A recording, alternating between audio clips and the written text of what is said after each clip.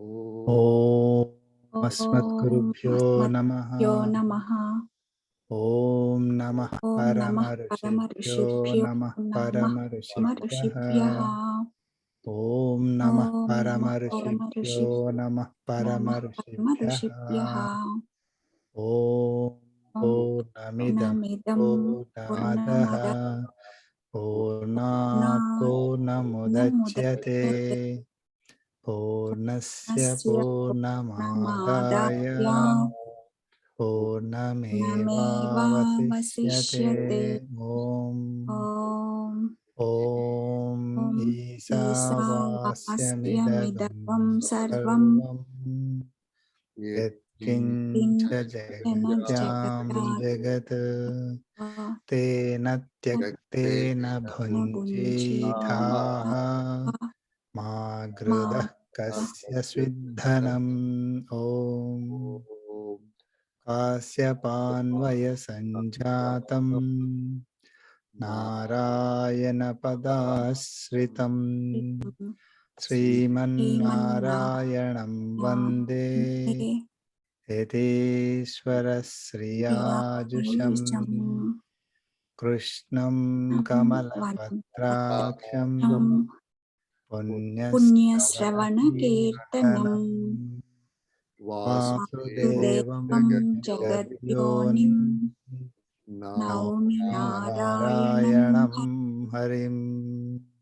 Krishna Krishnaya Yadavendraya Jnanamudraya Jnanamudraya Yogine Yogine Nathaya Nathaya Rukmini Saya Rukminisaya Namo Namo Vedanta Vedanta Vedine Vedine Shri Krishna Parabrahmane Mane Namaha Namaha Om Om Asmatgurubhyo Asmatgurubhyo Namaha Namaha Jai Srimanarayana. Jai Shriman. Jai Srimanarayana. So what is the sloka? 56, sir. 56. Okay.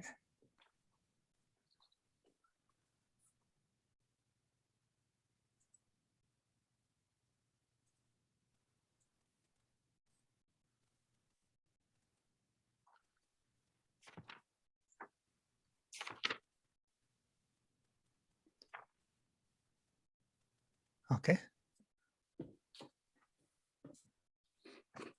Did you see the file explorer when I opened? No, right? Okay. You're only seeing the PDF. Okay. That's good. Thank you. Okay. Please go ahead. 56. Sure. Can you go ahead? Can I? Yeah, please go ahead. Chapter 18, Moksha Sannyasa Yogaha, Sloka 56. Sarva karmanyaphi sada kurvano madhyapashayaha mat prasada davapnoti saswatam padamavyayam. Jai Shivanarana. Chapter 18, Sloka 56 summary. Lord Krishna said, one who takes refuge in me always and who is doing all activities also always attains eternal immutable goal through my grace. Jai Shivanarana.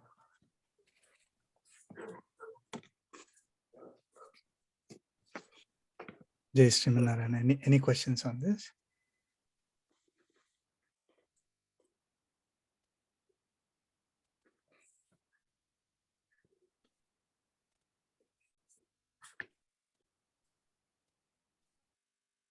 Today Ranigar also joined.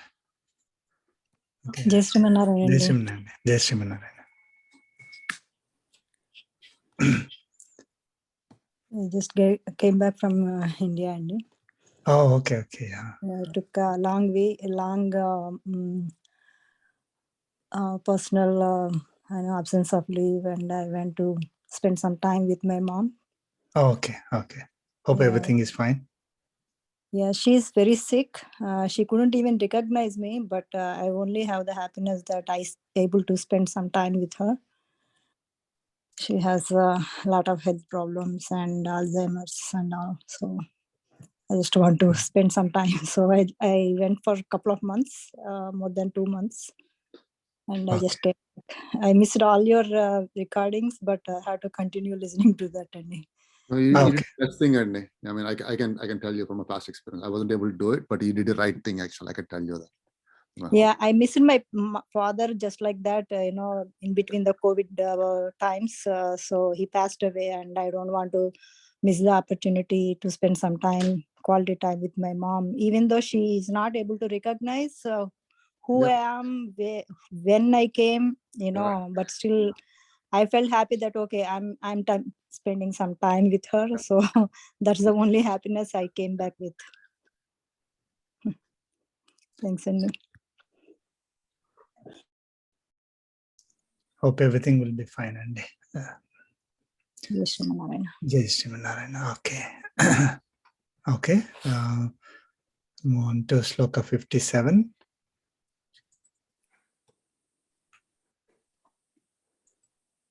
I can go ahead, sir. Yeah, please. Chapter 18, Moksha Sannyasa Yogaha, Sloka 57. Chetasa sarvakarmani mai sanyasya matparaha buddhi yoga mupasritya muchita satatam bhava.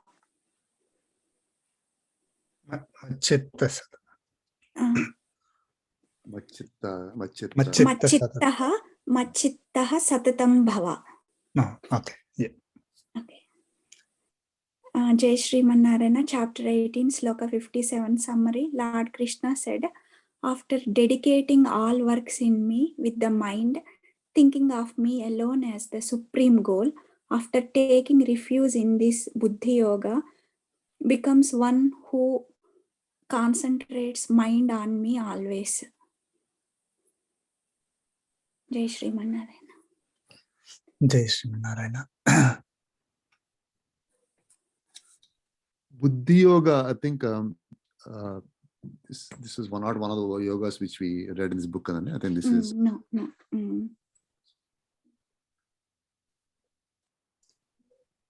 I mean, this is kind of defining that. So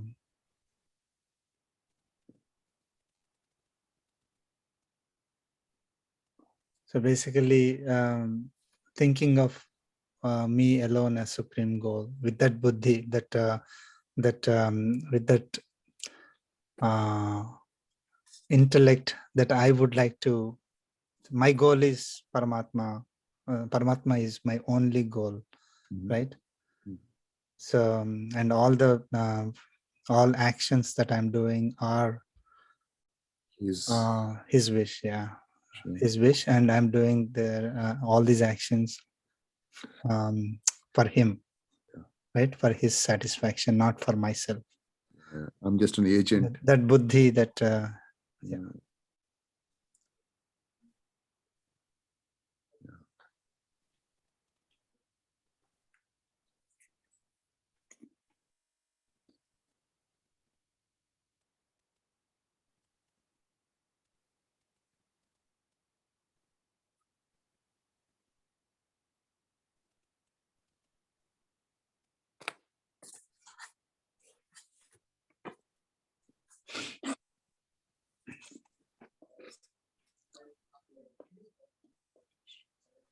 So Lord is asking us to have this buddhi, intellect, with our state of mind conducive to union with God, and always focus our mind on Him.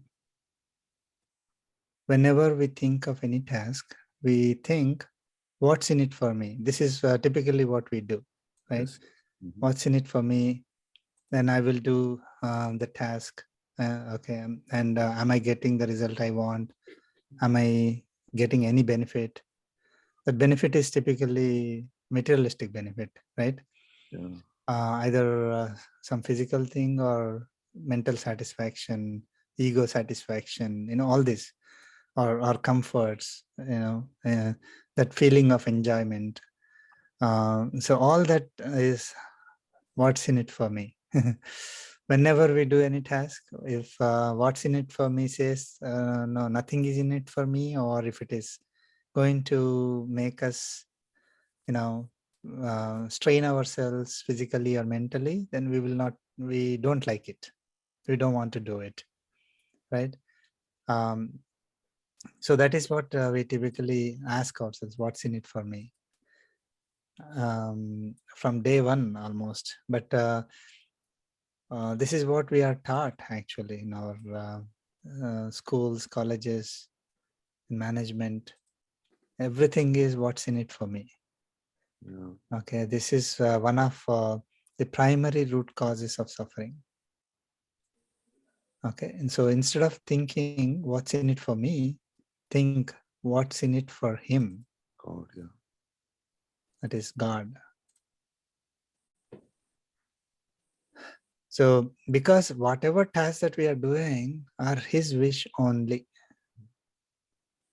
So it is not our wish. Is he really wishing us to do it? Or what is his wish? I mean, if we start thinking that way, then we will not do a lot of unnecessary things, right? And we will do a lot of duties that we otherwise we will not do. So what's in it for him is the question that we need to ask. This is the intellect, right? Intellect is the decision-making, that discriminating energy, right, of our mind. So we want to take a decision. We want to choose. We use, that is the buddhi that we have, right? We use the knowledge. So knowledge is the is a database. So with the mind, we analyze the data. Yeah, I'm talking in terms of IT. So, and then there is a decision-making engine in our brain. So that is a buddhi. So that buddhi is always asking, what's in it for me? If it is good for me, my own, something that I am going to get benefit physically, mentally. Typically that I is always body, right? So if it is good for me, then I will do it. Or if it is not good for me, I will not do it. So that is the buddhi that we have. That buddhi should be shifted towards God, right? So what's in it for him? I am myself belonging to him. So what is good for him will be good for me. That is how our thinking should turn into. It is difficult, this is the higher stage. So once we, that's why Lord Krishna says that we have to start with Karma Yoga. So once we start with the Karma Yoga, as we practice, we become, we will go to a state where it becomes easy for us to ask this question and choose, what is beneficial for him. Like what is that he is wishing us to do? We'll choose that rather than what is good for me. Because once we start doing Karma Yoga, right, we will start developing that serve all beings as service to God concept, right? So whatever activities that we do, it is for God only. So so slowly what happens is, before doing the task also, is it for God? That's what we'll think. Right now, if let us say I am doing something, and then after I decide that it is good for me, then I'm doing the activity as service to God, right? I am Atma. I am just an instrument. I am giving up the fruits of the results. Kartrutva, Sangha Kartrutva Bhava is given up, right? So I'm just an instrument, and he is the real doer, and he is giving me the result, and I'm enjoying the result as his blessings. Not just the result is not just because of my own work, Okay, phala sanga kartrutva tyaga. So once we start doing that, then we are focused on him. We slowly start focusing on him. Then we go to a next stage where we'll, our buddhi itself will be conducive to union with God. So whatever is good for him, whatever activities that will make us closer to him is what we will choose, not for myself.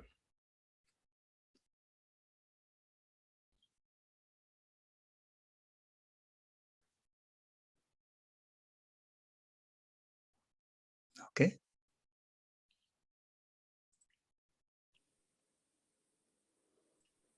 Okay, Sloka 58.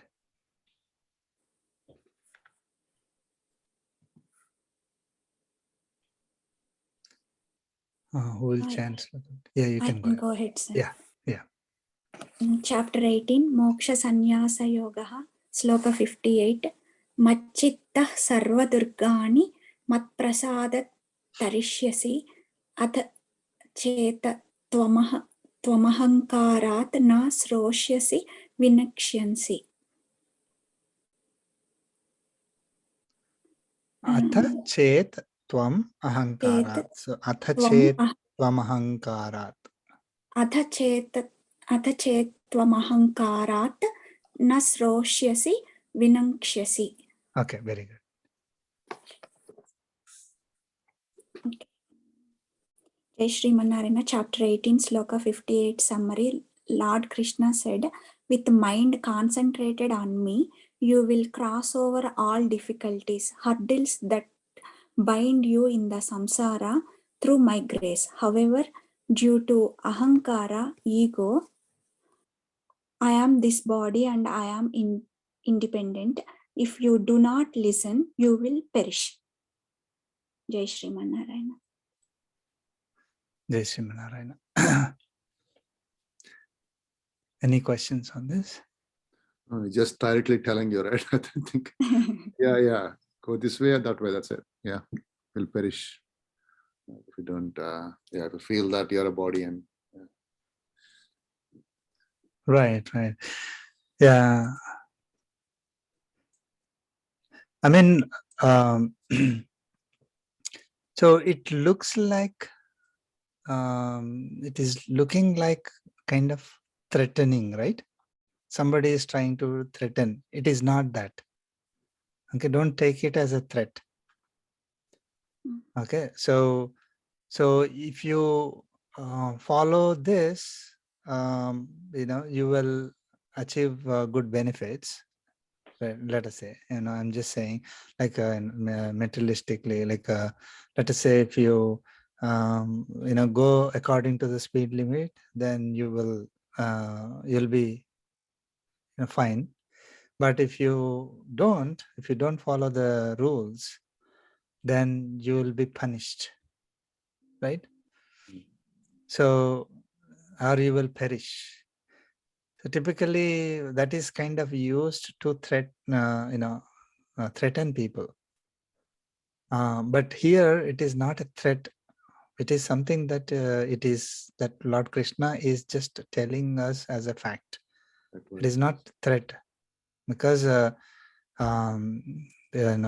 threat is he doesn't have any any bias towards us, right? He loves us, but he doesn't have any bias, right? He doesn't have any more anything that will he doesn't have any need to threaten us, because he's not going to get anything out of it, right? I mean, why do you threaten somebody, right? If you if you do certain things, I will like it, so something that I'm getting benefit. But if you don't do it, I'm going to punish you, because I did not get that benefit, so I want to punish you, right? There's nothing that God can get out of you, out of us. So there is no need for him to threaten us. Actually, unfortunately, some other philosophies, some other religions, right? It is the threat that is applied. Our Vedic culture is, God is always loving. He would not threaten us in any way. But he's telling us, if you follow this, you will reach me. You will get the permanent bliss. But if you don't, then you will perish, in the sense that it will be difficult for you to achieve that goal. And I was explaining in the previous class that perish doesn't mean that Atma will die. No, Atma will not die. So it is as good as dying, because it is going to go to an extent where it will never be able to rise up. Right. So as I was giving the example of someone going very far that we cannot see. So if once we cannot see, then it is as good as that person is not there. What difference would it make whether the person that is other side of the world is there or not? Isn't it? It's just only within our mind. I cannot see anyway, right? So if let us say, God is here, and then the person is always on the other side of the world, then let's say never reaching God, then it is as good as perishing, in the sense that that person will not be able to reach the goal. I mean, I was giving this example, right? So it is 1 day of Brahma is 8.64 billion years. So Brahma's age is approximately 50 years. So you can count how many billions of years we have gone through. So, and we obviously we wouldn't have been there in one body throughout this time, billions of years. So we are going through all this continuously. So we'll continue to go through, and if if we are reaching a state where it becomes difficult to even reach the stage of attaining Paramatma or liberation, then it is as good as perishing. So that is how we should understand this one. But it is not a threat. So we have to do these activities out of love, not out of, God is going to become angry on us, because he doesn't have to become angry, because there's nothing for him, nothing in it for him, right? So it is up to us. It is our choice. If we decide, if we decide not to follow the scriptures, not to follow his advice or direction, then it is we who are getting into trouble. There's nothing that God is losing, or there's nothing that God is gaining if we reach him also. So there's no benefit to God either way. That's why he's unbiased, and he loves everybody. So I mean, if he is going to be angry that someone is not following the principles that he has given, right? Or if he's angry that somebody is not praying to him, then what logically, let us think logically. So let us say we don't follow the scriptures, we get a lot of karmic bondage, and let us say we get attached to the tamasic guna or tamasic qualities. Then our next life is going to be where we are going to that next life is dependent on tamasic, and we are going to experience those lot of karmic bondage. So we will reach some kind of, will probably not be taking birth as a human, let us say. So then we would take birth as some other animal or insect or in something like that.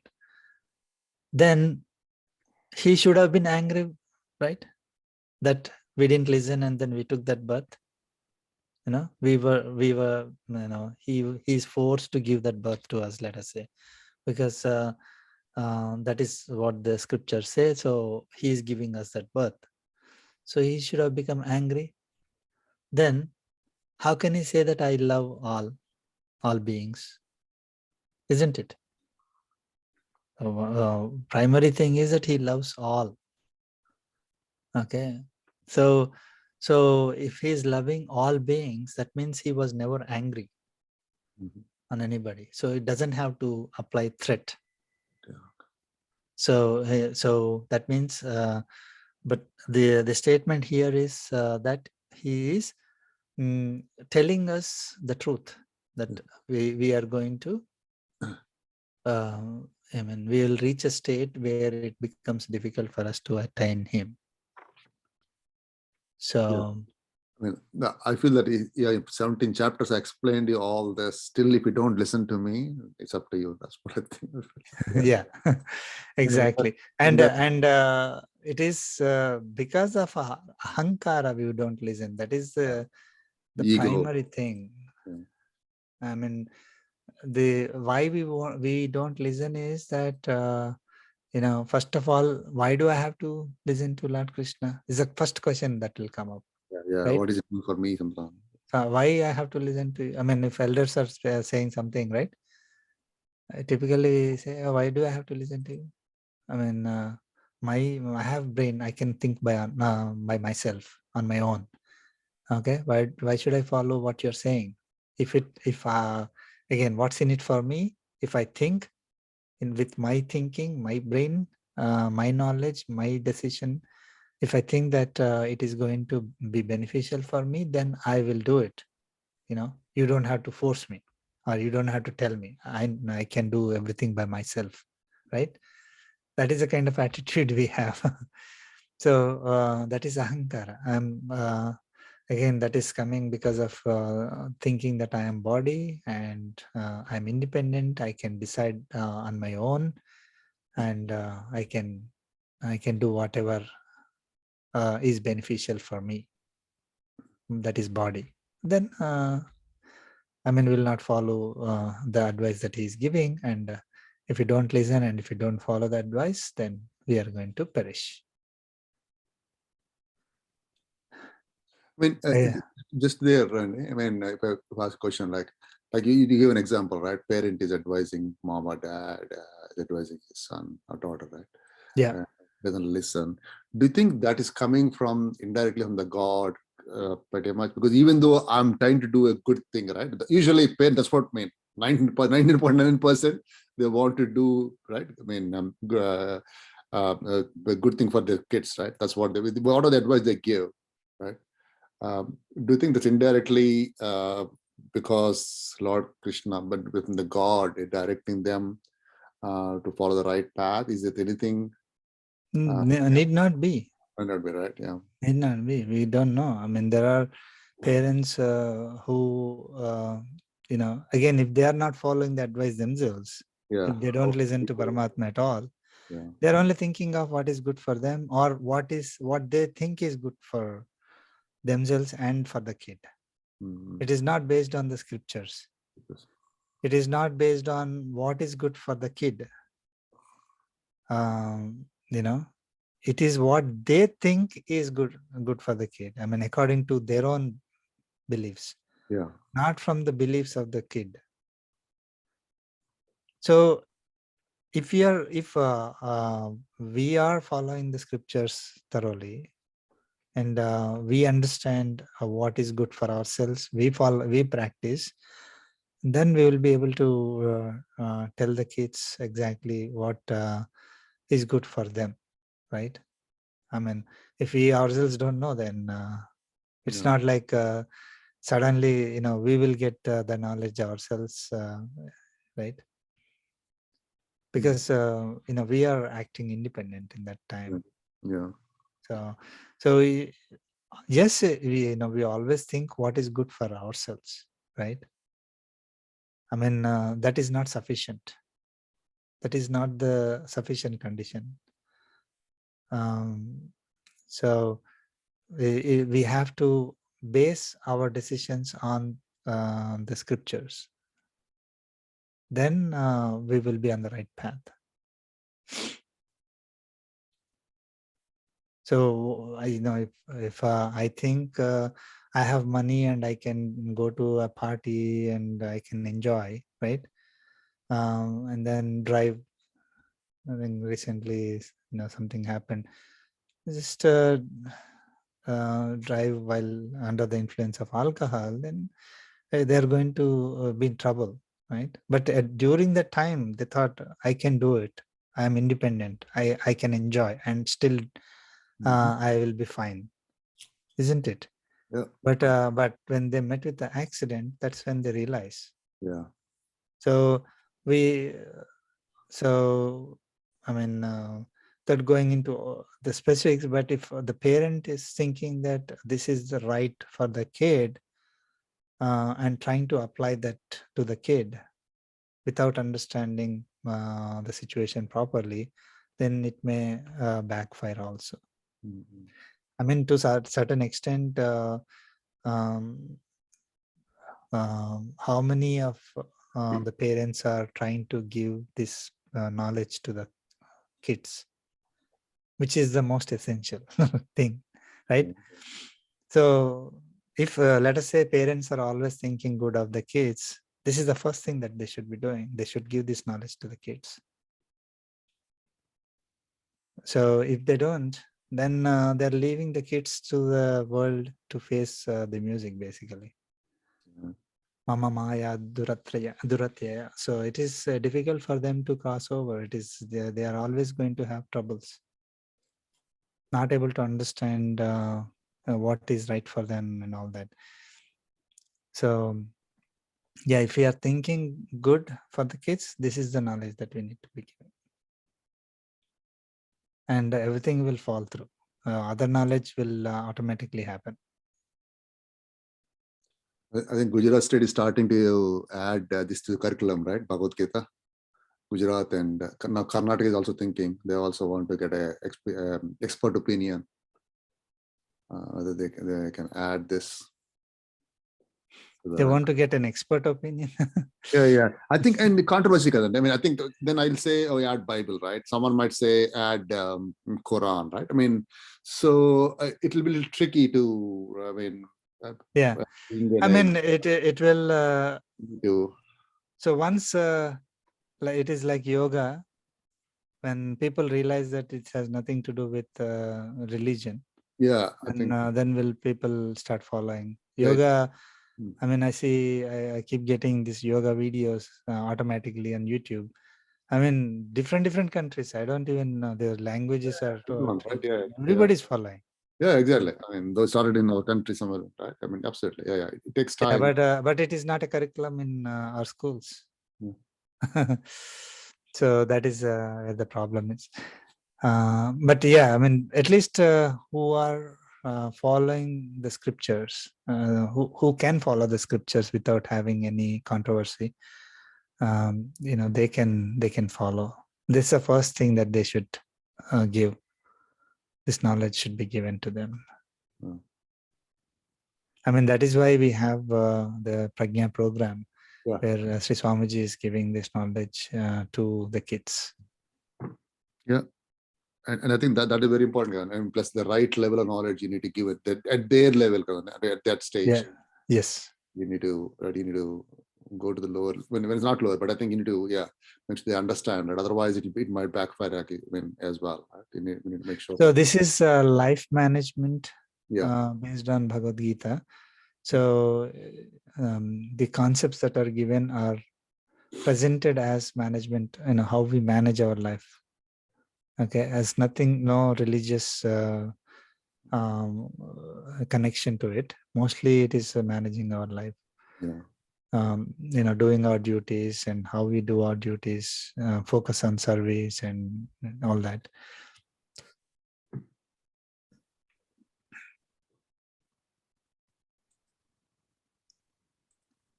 Okay, Shloka 59. This is the last shloka. You can do it. Yeah, please go ahead. Sloka 59. Yadyahankaramāsritya nahotsya iti manyase midhyaisha vyapasayaste prakritistvam niyokshyati. Jai Shri Manarana. Chapter 18, Sloka 59 summary. Lord Krishna said, after taking a refuge in ego, false notion of independence, if you think like I will not fight, that independent resolve of yours is futile.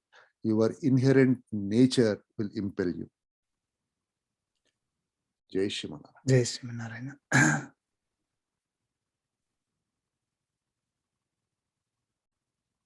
Yeah, we provided some explanation here. Right.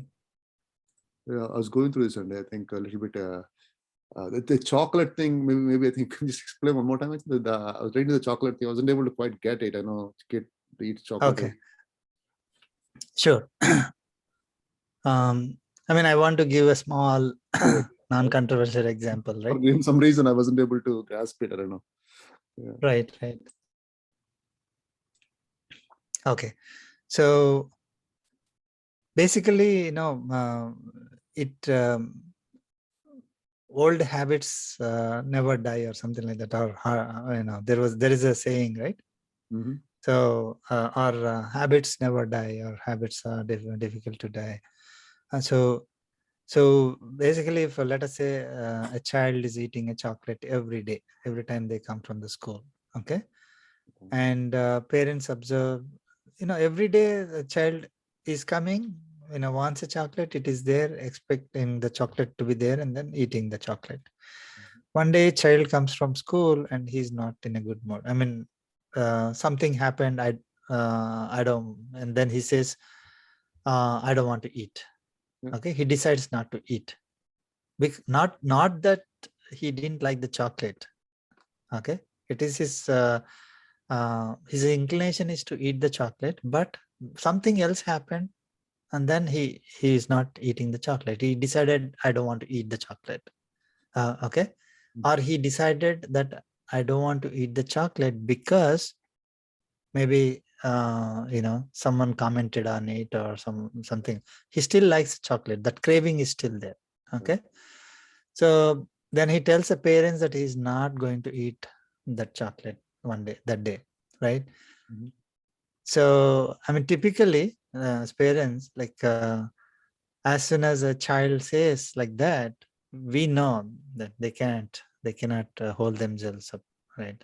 I mean, parents know that the child is going to ask for the chocolate or will eat the chocolate, so they'll simply smile and say, okay, that's fine. Okay, right? I mean, here what they're trying to say that when Arjuna said, I'm not going to fight, Lord Krishna had a smile on his face. Mm-hmm. Okay, if you go back and read first and second chapters. Okay, so it was second chapter, 10th sloka, I think. Okay, Mm-hmm. so I mean, he knows that this guy for 90 years, he has been preparing for this war. He wants this war. He accumulated all the weapons. He really badly wants to hurt and because of everything that Duryodhana has done for himself and also for the society, especially Draupadi. So for all reasons, Arjuna is well prepared. He definitely wants to fight, right?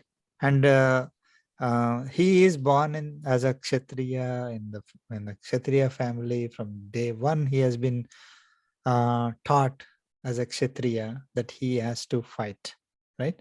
Yes. So when he said that you cannot, I mean, he said that I'm not going to fight. Then suddenly, Lord Krishna, he knows everything. He knows past, present, and future. right? Mhm. Especially, he knew this in second chapter. So I'll chant that sloka. Tamuvacha Hrishikesaha prahasanniva bharata. So that is the first part of that sloka, second chapter, 10th sloka. So Prahasan. So he's that with a smile, he's he started saying, he said, Sanjaya is saying that Tamuvacha Hrishikesaha prahasanniva bharata. So I mean, he knows that he cannot he cannot not fight. Okay. He is going to fight. Okay. So if Arjuna thinks that he will not fight, that independent result. So he's thinking that I can decide myself, right? Based on his analysis at that time, the first chapter, he gave a lot of reasons, analyzed, and he said a lot of reasons that, and then he decided. I mean, he decided not to fight, but he also cannot not fight, right? Like he was, so that's why he was in trouble. He was, if he decided not to fight and then he just walks off, then nothing can be done. But he was at a crossroad, whether to fight or not to fight. He decided not to fight, but he still doesn't know whether that is right or not, right? So that that independent resolve will be futile. So here, I mean, let us go to that story. So parents know the child very well, that the child cannot stop eating the chocolate. Okay, parents know for sure that the child will come back after a few minutes and will try to eat anyway. So maybe similar things would have happened in the past, and the child could not stop eating the chocolate. So parents get a smile. So at this time, when child says that I'm not going to eat the chocolate, then parents get a smile and tell the child, we know that you will not be able to withhold yourself from eating the chocolate. It is fine. You can take one. We got, so basically whatever was the reason why the child was saying I'm not going to eat, we got it. You don't have to you don't have to show to us that you are not going to eat, right? Because of that reason, we got the reason. Now you can eat it, because you cannot hold off. I mean, this is, of course, this is not a real thing. Eating a chocolate is typically considered, oh no, we should not eat. That's what I'm thinking. A parent might think that, oh, it's good. Oh, you don't want to eat, it's good actually, right? That's what I thought. In fact, that's the direction I'm going. Yeah. But I wanted to show that even eating a chocolate, they cannot, even though it may not be good, they will still have cravings for it, and then they would come back and eat, right? So when they, of course, I think it's in the next thing. So they should develop the inner quality of not wanting the chocolate. That inner quality of not having cravings is what is going to prevent them from eating the chocolate. Not just some, like somebody is hiding, like parents decide, oh, I want to hide the chocolate, and then child cannot eat. That may not work, because the child will try to find where the chocolate is and then try to get it, or cry, or I mean, do anything to get the chocolate, right? That's what we see kids, small kids. So the inner quality is what is going to drive, not the outer task. Outer task of just taking away the chocolate is not going to prevent the guy from thinking about the chocolate and finally finding the chocolate. So if Arjuna was, he independently thought that, oh, okay, I'm not going to fight. Two things may happen. One is, he will, let's say he will run away from the battlefield, And as soon as he runs away from the battlefield, some situation will occur, then he will come back and start fighting, right? That is even much worse, because by the time, let us say, some people would have been killed in the battlefield, right? If he's not fighting, then let us say a lot of people would have been killed, and then he realizes, so he made a mistake. He should come back and protect all the people, because he is a main warrior for Pandava side, right? So that is that might happen, or he would go totally away from the thing, and then wherever he goes, people will blame him, right? So his mind will not be stable. So he would be always thinking that, oh, I made a mistake. I should have gone back and removed those people. So it is not going to keep him in a stable state if he leaves the battlefield and doesn't come back and then fight. He will not be stable at all, because his inner nature is always is a Kshatriya valor, right? So that I think it will come in the next sloka. So he will always try to fight.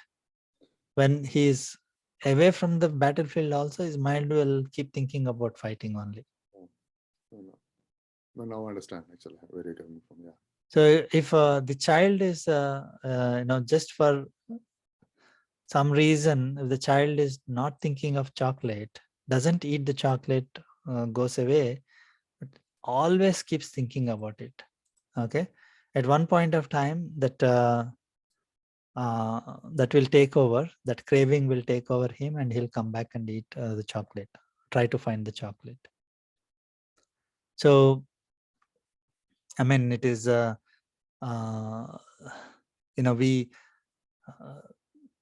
it is better to address the inner quality, and then rather than to just take away that kind of, just in this particular example, right? Let us say we don't want the child to eat the chocolates, then just hiding the chocolate is not going to solve the problem.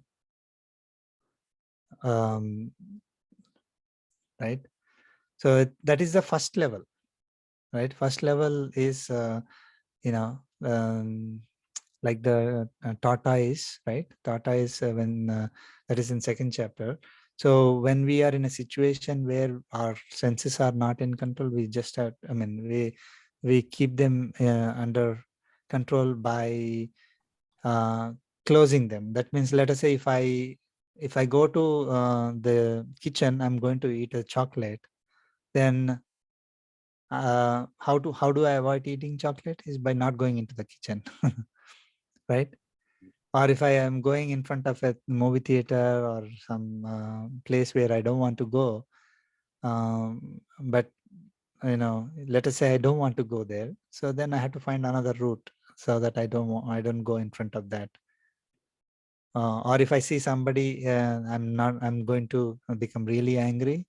How do I avoid becoming angry? Is not to see that person, but still that mind keeps thinking about it. So just the first level is we are controlling our senses by not giving that stimulus to those senses.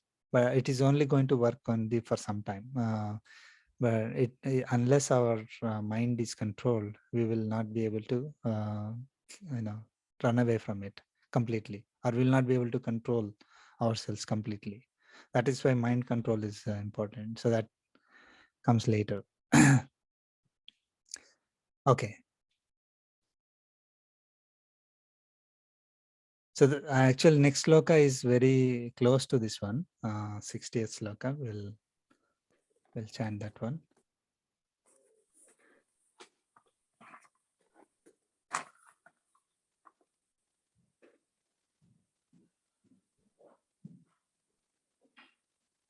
Okay.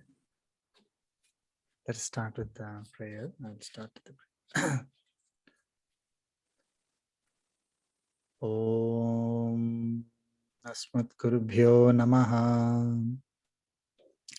Krishno rakshatu no jagatraya guruhu Krishnam namasyamyaham Krishne namarasyatravo vinihataha Krishnaya tasmai namaha Krishnadeva samutthidam jagatidam Krishnasya dasosmyaham Krishne tisthati sarvametadakhilam He Krishna samrakshamam.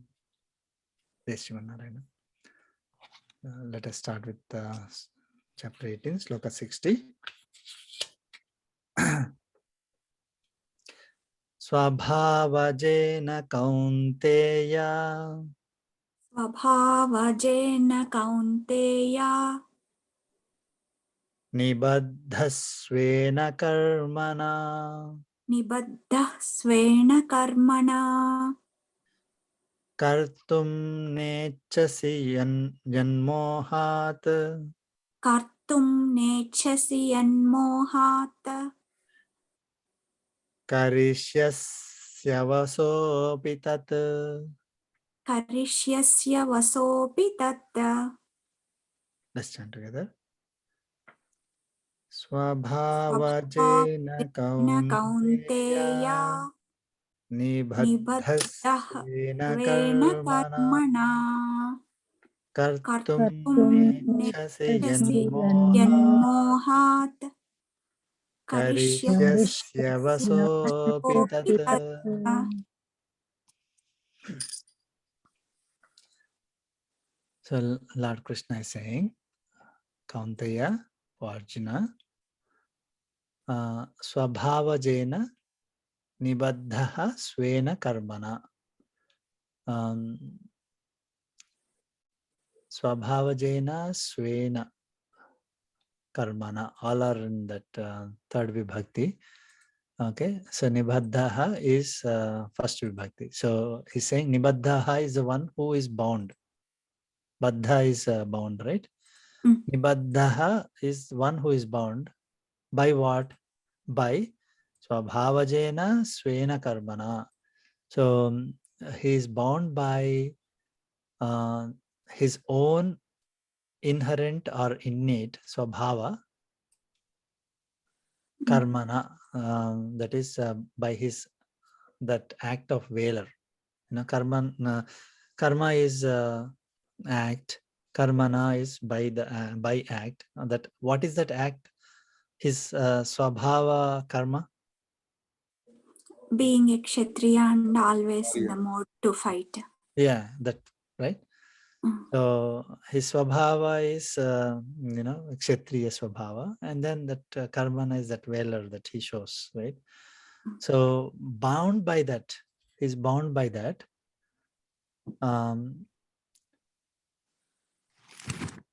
Kartum na ichchasi. Let's look at that. So if you wish not to do, okay, kartum na ichchasi, if you wish not to do, yat mohat, yat is that which, so if you decide not to do which, means which is the battle, right? So yat kartum na ichchasi, if you decide the battle that you wish not to fight, okay, mohat, due to ignorance, okay, because he's ignorant about his he's ignorant that he is not independent, right? I mean, he thinks that he is independent. That is his moha. Okay, moha is delusion, ignorance. Okay. So due to his ignorance, if you wish, ichchasi, if you so he's addressing Arjuna, kartum na ichchasi yat, if you decide, if you wish not to do, kartum is do, so that means if you wish not to fight due to your ignorance, okay, karishyasi avasaha api tat. Avasa. So karishyasi is you will do. Avasaha is involuntarily, so having no self-control. So you can't control it. Okay. So you will not be able to control it, and you will do it. You will do what? The fighting. So for us, I mean, if you want to apply it to ourselves, right? So if I have an inherent quality, innate quality, my swabhava is something, right? And I decide, okay, I mean, from today onwards, I'm not going to do that. Okay. But I didn't do anything to change my inherent quality. So what Lord Krishna is saying is that independent thinking, that I will be able to control or overcome the influence of that guna by myself, is my ignorance, and I will do exactly what I wish not to do. Right? So here, he wished, Arjuna was wishing that he will not fight. Okay, so Lord Krishna is saying that because you are bound by that inner quality, you will fight involuntarily, having no self-control. Okay. Okay, sir. So, I mean, what is our ignorance? Typically, we do not know, or we ignore our inherent inborn qualities. Okay. So, qualities and all the upbringing that we have from day one, that the environment that we build, that we grew up. So all that is that became our swabhavana, right? See, somebody who is always having, let us say, just for example, every night they have a party in the house. Okay, they have to have party and drink, and then whatever, like meet other people every night or every weekend, let us say. Let us take it as every weekend. Okay, every weekend in America, people get together, have potluck, and then they think they're having have good time, with all different kinds of various dishes, and have drinks, and then watch TV and all that, play games. They're having good time, so that they are doing it for some time. So that became their swabhavana. Okay. Suddenly, let us say somebody says, oh, okay, we have to attend Bhagavad Gita class. And they said, oh, why can't I do it? I will do it. It is difficult for that person who is used to doing it.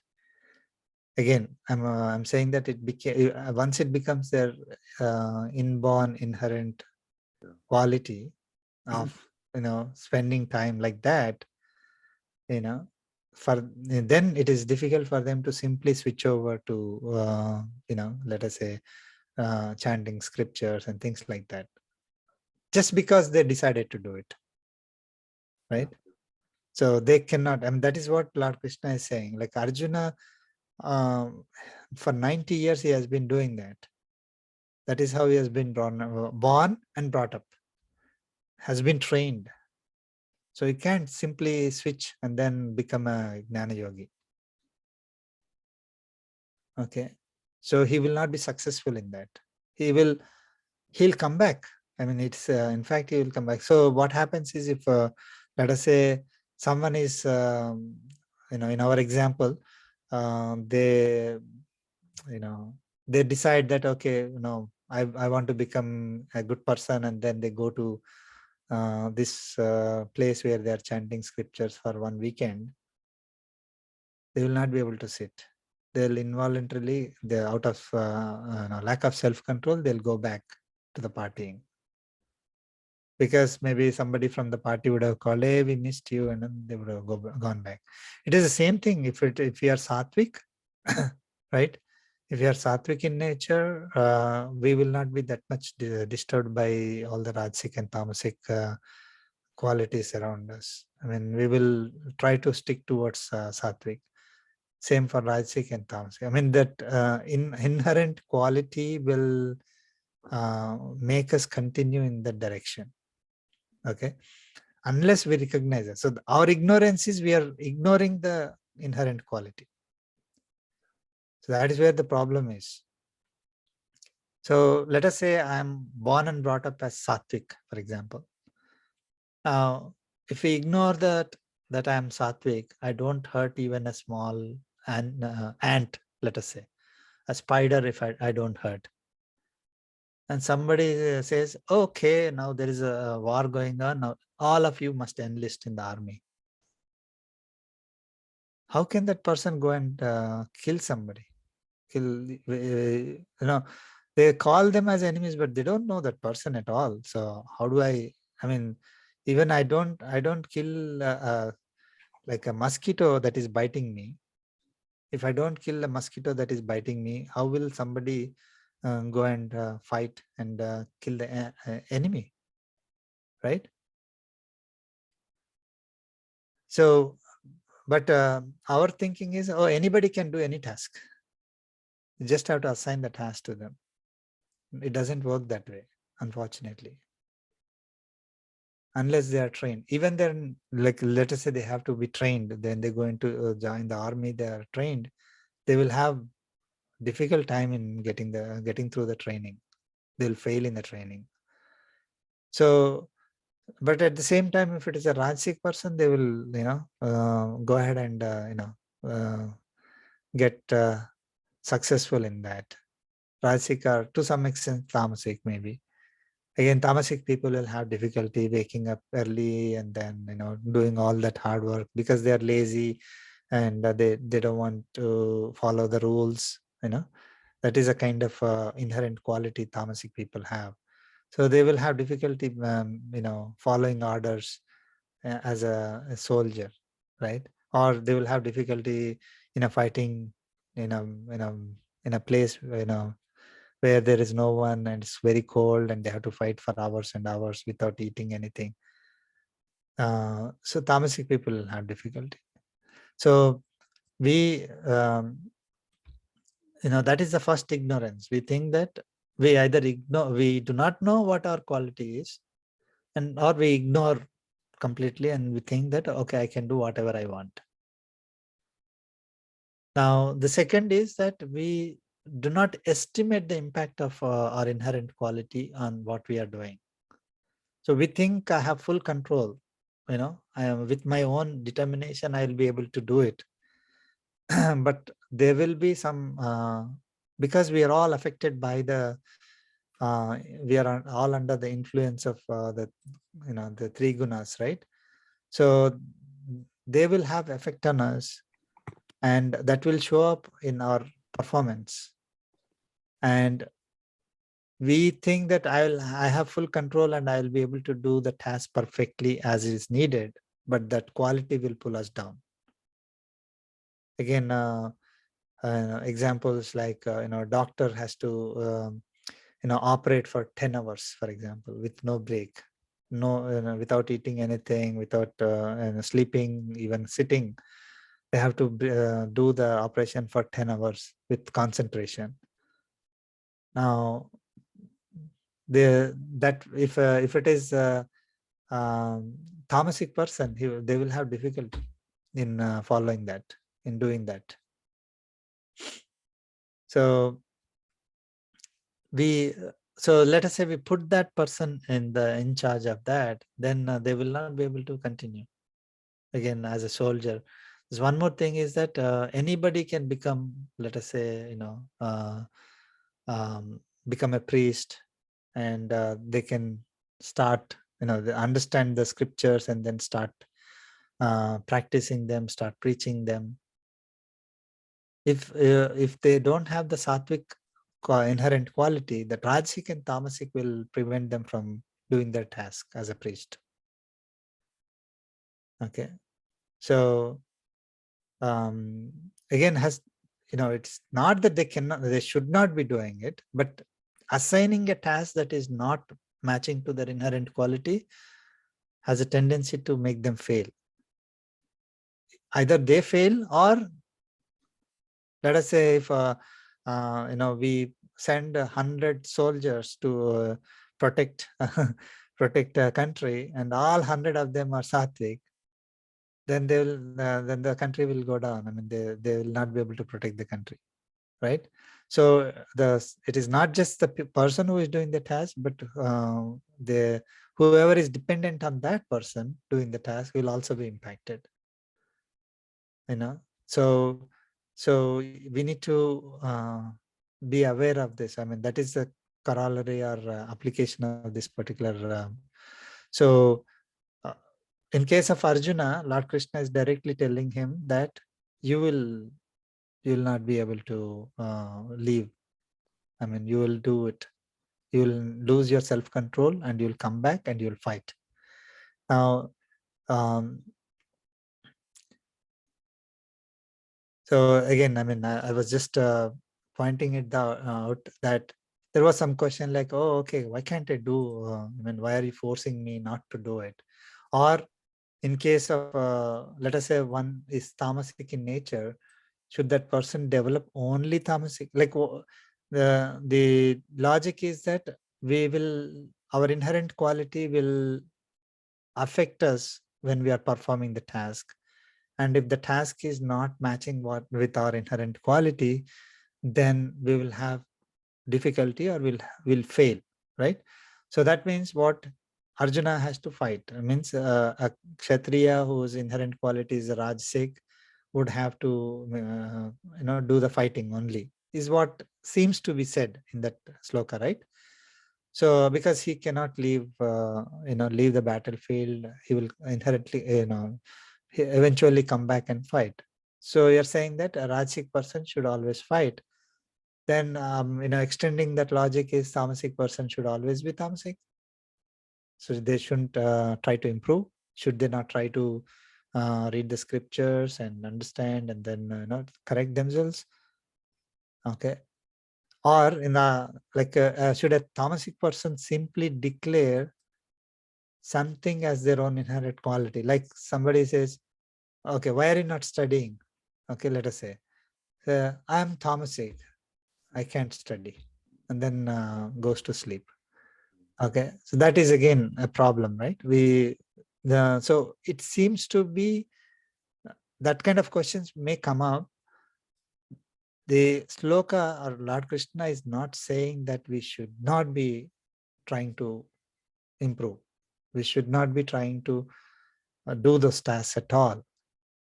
Okay, so I mean, in case of Arjuna, it is not like okay, you can leave the battlefield now, but you have to do these 20 tasks. You have to go and enlist yourself in a ashram and then do the susrusha for a rishi, and all that you will have to learn that. So there's no time there, right? You can so he will go and immediately come back and fight. That's what is going to happen to Arjuna. But in our case, where let us say I have if I'm Rajasic or Tamasic in nature, I have the opportunity to go to the Sattvic state. Okay, not simply by changing the task that I'm doing, but trying to develop my Sattvic quality, suppress the Rajasic and Tamasic quality and increase my Sattvic quality. So if I am Rajasic and Tamasic, simply by taking a book and then trying to read is not going to help me. I will leave the book immediately after a day. But if I develop from, so I mentioned here, right? if we start practicing all the principles that are given in Bhagavad Gita, so if I want to develop sattvic skills, sattvic quality, sorry, then what kind of food I need to eat, what kind of knowledge I need to develop, how do I do an activity, not what activities, right? Whatever it may be the activity, I need to understand how I need to do the activity, simply as service to God, thinking that we are instrument without having attachment. Phala Sangha Kartrutva Tyaga Bhava, we have to have it.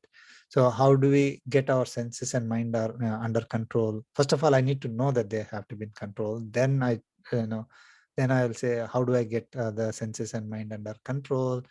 Then I will know, okay, I need to pray to God, because the senses and mind are not in my control, in the control of Paramatma. Then I start praying to Paramatma, and then do all the tasks as his wish and all that. So I will start addressing at that level.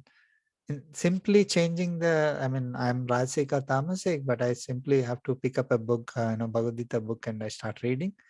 It's not going to work. Or simply I enlist as a I want to become sattvic, means I'll go and start doing the yajna or puja or something like that.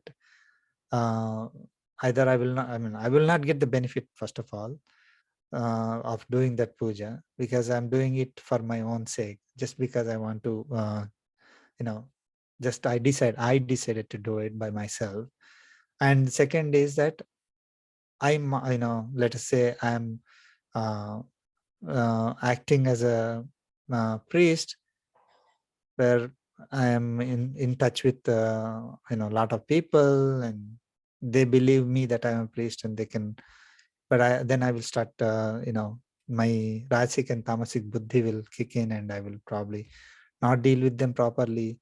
So that is what is, you might recollect that some problems that would occur, right? In case of we have all these businessmen who are very rich, but they were doing a lot of scandals, trying to get more rich, all that, and so their inherent quality was like that. So they should, so we should try to get our senses and mind under control, and what kind of buddhi that we need to develop, and so on. So this is, if we want to change the qualities, if we want to overcome the influencer qualities, there are so many principles that are given, right, in the Bhagavad Gita.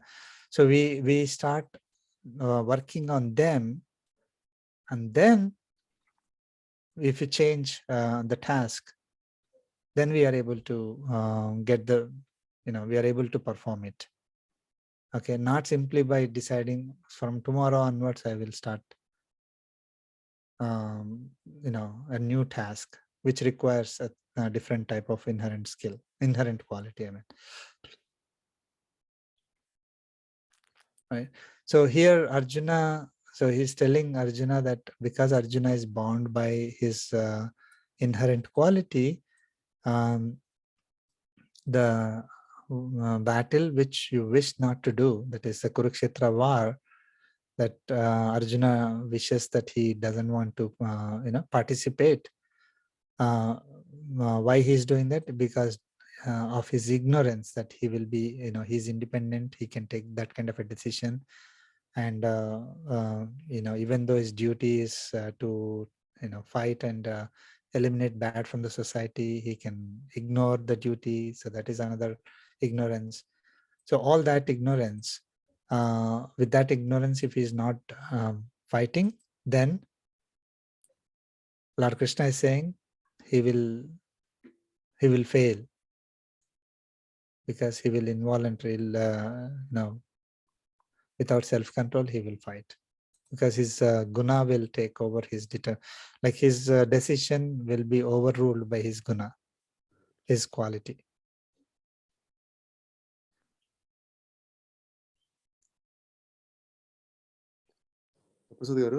Yeah.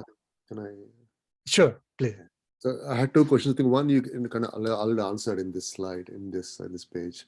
Sure. Because, if someone has inherent quality like rajas or tamas especially, and they can change, it's not that they cannot, but you need to change inherent quality, not by just by doing a task, right?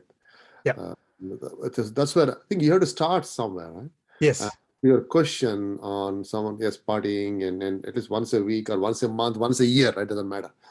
At least this start. Someone need to start somewhere, okay? And because someone who doesn't even knowledge of this amanit from all these qualities, right? Karma yoga and all these qualities, they don't even know them, right? And at least coming to a temple or participating in satsang, or at least a group of people who does satsang, at least, right?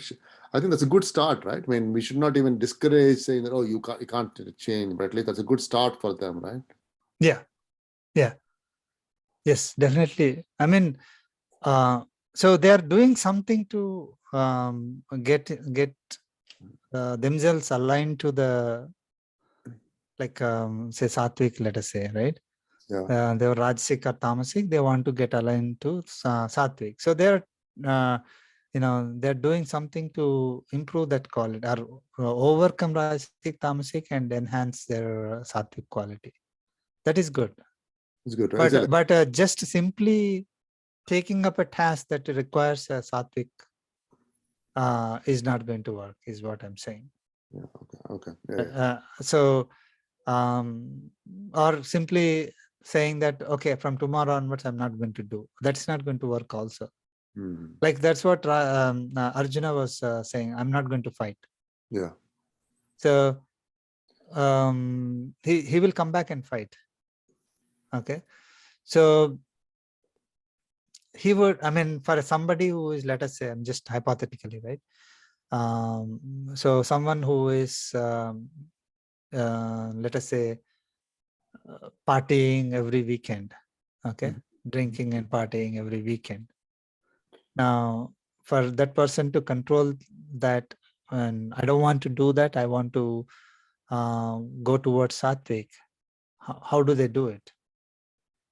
They can start with eating Sattvic food first. Yeah. They can eating, so that is where it starts. Then do the puja, do the meditation, then have satsang, right? Then slowly, I mean, that is, so they're changing towards Sattvic. Yeah. Right? Instead of simply deciding, okay, next weekend I'm not going there, it's not going to work. Understand. Or I will go and enlist myself in a 2-day class where I will chant this one, that is, it'll become painful for them. They will simply, and especially if it is, if they have to skip what they really like and what they have been used to, and then do something else which is totally new for them, and they don't realize what the value is for that. But they don't even know that the food kind of a thing, right? Until they don't have the knowledge, right? I mean, so they need to get that knowledge somewhere. To your point, Sattvic food, they don't even have that knowledge, right? I mean, where do I start kind of a thing, right? So enrolling somewhere at least for a couple of days, maybe they learn something, at least one day, maybe to make someone else happy. Maybe they have to know at least that they can enroll, they should enroll, but that also if they don't know. Yeah. I mean, that is basically it is Paramatma's blessings, Acharya's blessings that we get introduced. So it is not because of our own efforts that we will find this opportunity, right? Yeah. So if someone is not getting that opportunity and we are getting this opportunity, is, we are blessed by Paramatma and our Purvajanma karmas. We have our karmic bondage is not at that level that we are, we are rejecting. Even if let us, some people, go on the road where there's a temple, right? They will be passing the temple like for 5 years, but never just take turn into the temple and have 10 minutes of darshan. So that is because they have so much karmic bondage that it is preventing them from going in that direction. So that's why, I mean, it's very, we are very fortunate to have the Bhagavad Gita, knowledge given to us by our Acharya, and, trying to develop interest and learn and practice and all that. Not many people get it. I mean, Lord Krishna himself said, right? Yeah. Out of millions of people, one will try to know me, and out of those millions of those, only one person will really know me. So yeah, I mean, it is difficult. If but when they get opportunity, if they are able to take it, then that's good. If they typically they won't. That's the problem. And we can assume that, and the chances of anybody just want to become sattvic, develop sattvic quality, and understand their inherent qualities, rajasic and tamasic, and I want to overcome those inherent qualities, and these are all the things that I can do. All that, it's very difficult.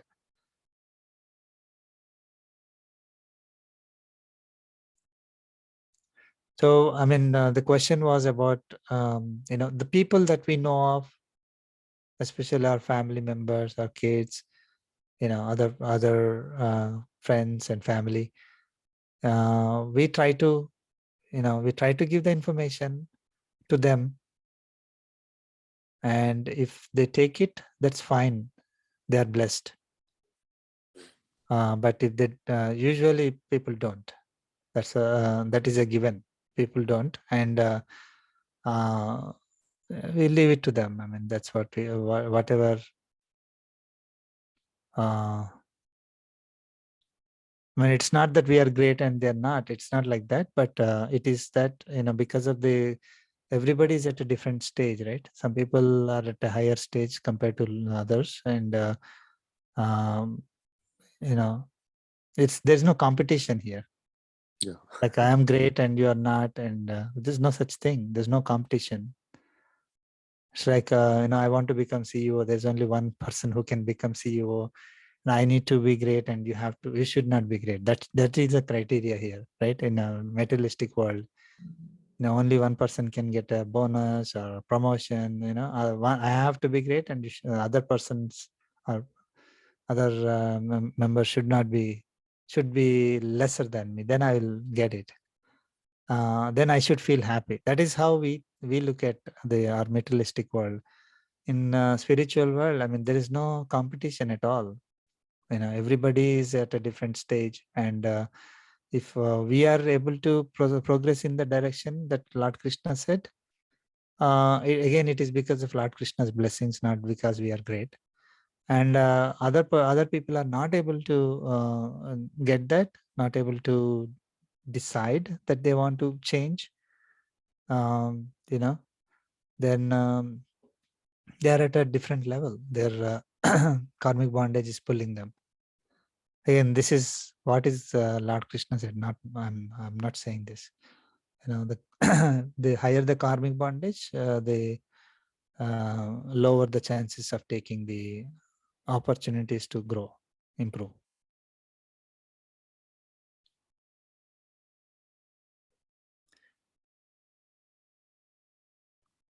Understand. Thank you. Mm-hmm.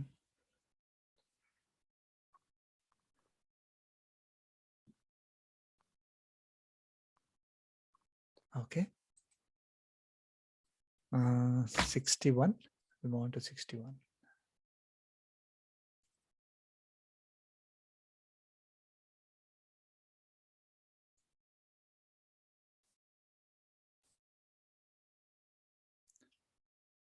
Please chant. Ishvara sarvabhutanam Ishvara Sarvabhutanam sarvabhutanam Hruddesarjuna tisthati Hruddese Arjuna tishtati Brahmayan sarvabhutani Brahmayan sarvabhutani Yantrarudhani mayaya Yantrarudhani Mayaya. Mayaya. Let's chant together. Ishvara Sarvabhutanam Sarvabhutanam Hruddese Arjuna Tishtati Brahmayan Sarvabhutani Yantrarudhani Rudhani Mayaya. Okay. So Lord Krishna is addressing Arjuna. Arjuna. Ishvaraha Sarvabhutanam Hruddese Tishtati. Ishvaraha. Okay. Just wherever that aha comes, that means it is talking about a person. Just, very high level. Just to like it may not be the exact Sanskrit grammar, but you can simply, say aha wherever it comes, like Ishvaraha is a one, that person. We're talking Ramaha, Krishnaha, Ishvaraha. So Ishvaraha is Ishvara. Ishvara is Supreme Lord. And Ishvara is actually one who controls, one who is a ruler. And anyone who is a ruler can be called as Ishvara. Okay, so here Ishvaraha is the Supreme Lord, the ruler. Sarva Bhutanam Hriddese Tishtati. So that Ishvara, where does he sit? Tishtati is sitting or dwelling. Okay, where does the Ishvara dwell? Sarva Bhutanam Hriddese.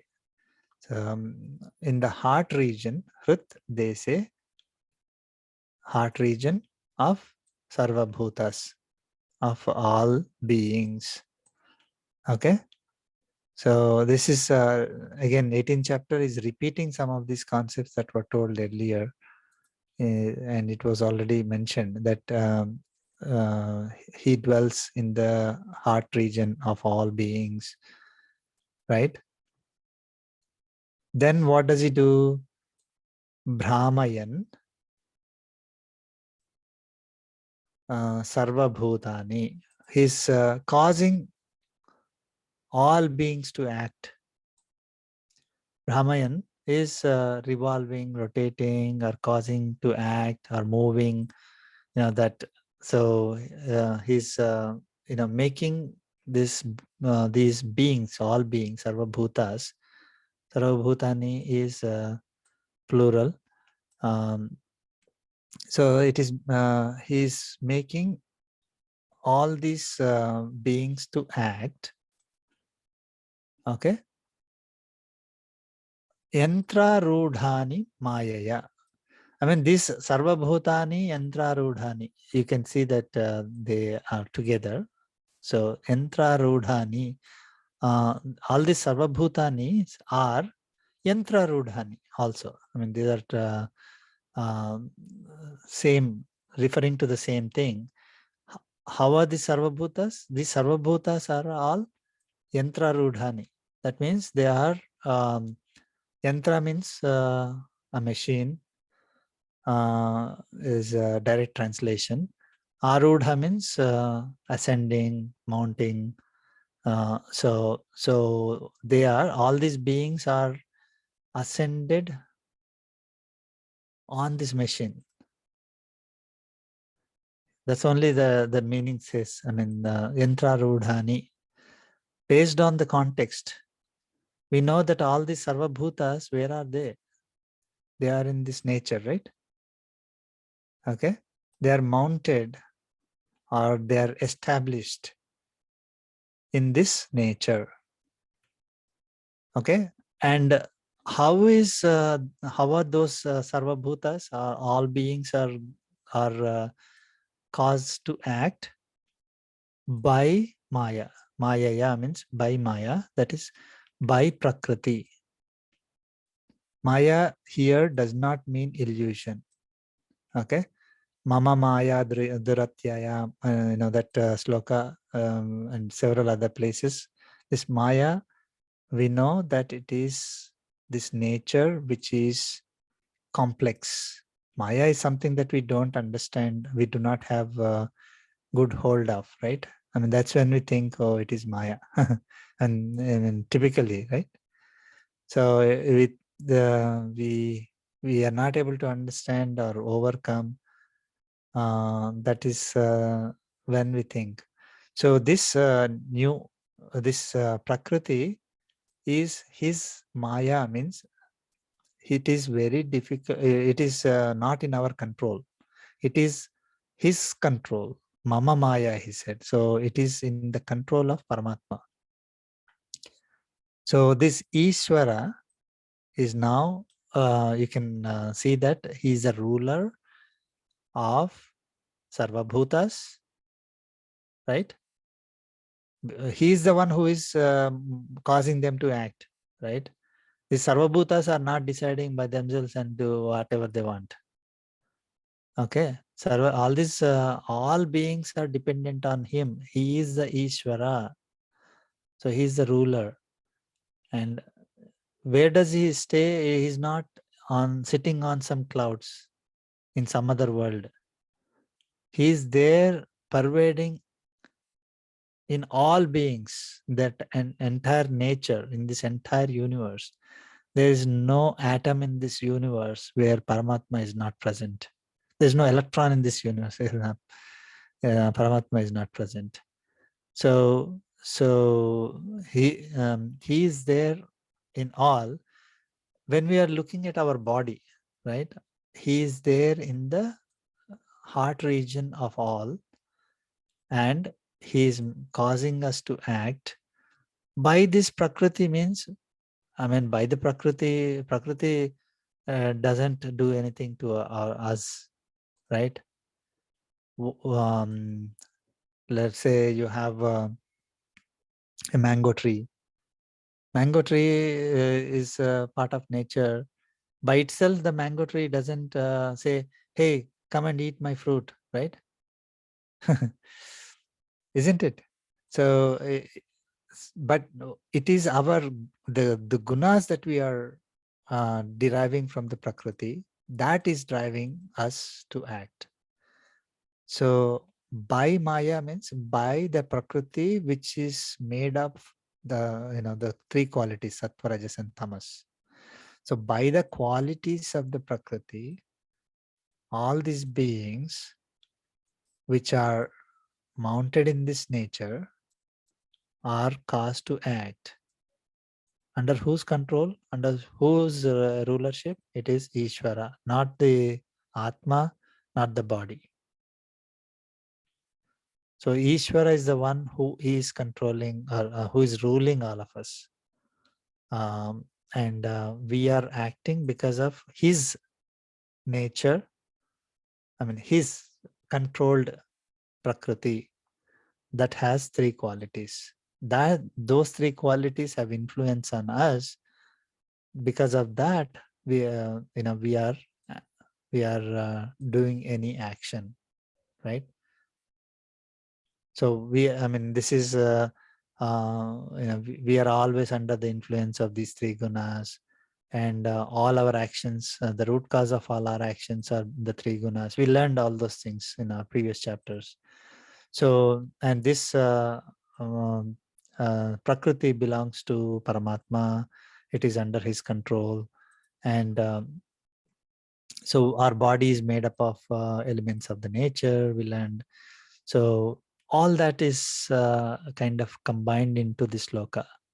He's making very clear that it is Supreme Lord who is the this Supreme, and that's why we're calling him as Supreme, right? He is the one who is ruling all of us, and we are acting under the influence of the three gunas that are derived from Prakriti. which is under his control. So we are under his control, and they are what is influencing us is also under his control.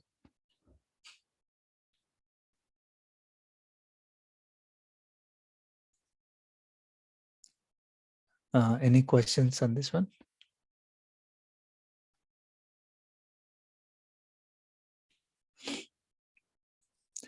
When we went through this, initially, right? When Lord Krishna mentioned that he is in the heart region, right? Yes. What was the sloka? What chapter was this? Is Chapter 15. it's a Pushottama Yoga, Pushottama Bhakti. Yeah. 14, 15, right? Sarvasya Vihudisannivishta. I think he said, I'm the one who is digestion.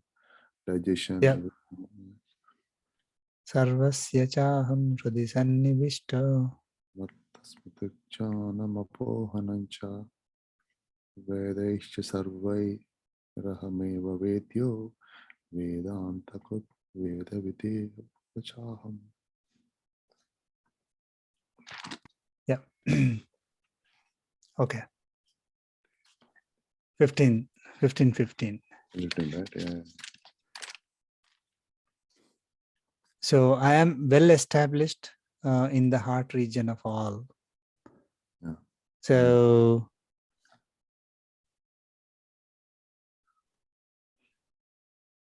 we learned that at that time, right? Before mentioning this sloka, he said he's behind the sunlight, moonlight. So he's behind all the sources of energy for us, light and heat. Okay. And behind in the sense he is supporting, he's the one who is giving us, right? It is not just sun is deciding by itself to give the light to us. The light to sun is provided by Paramatma only. So all that we learned. So just a very high level. So the energy that is coming to us is because of him. Then he is present in earth and giving us food, he said, right? All these things. So earth is giving us air, water, and food. Okay. He is the reason why plants are growing, and we generate the food that supports all living beings directly or indirectly. Because once we if you do the research, if you go into Google and see the entire life on earth is based on plants only. Because even if some people are eating non-vegetarian, they are eating the animals which are eating the plants. So if plants are not there, then there won't be any food for anybody. Then he is behind every breath. He is behind our digestion.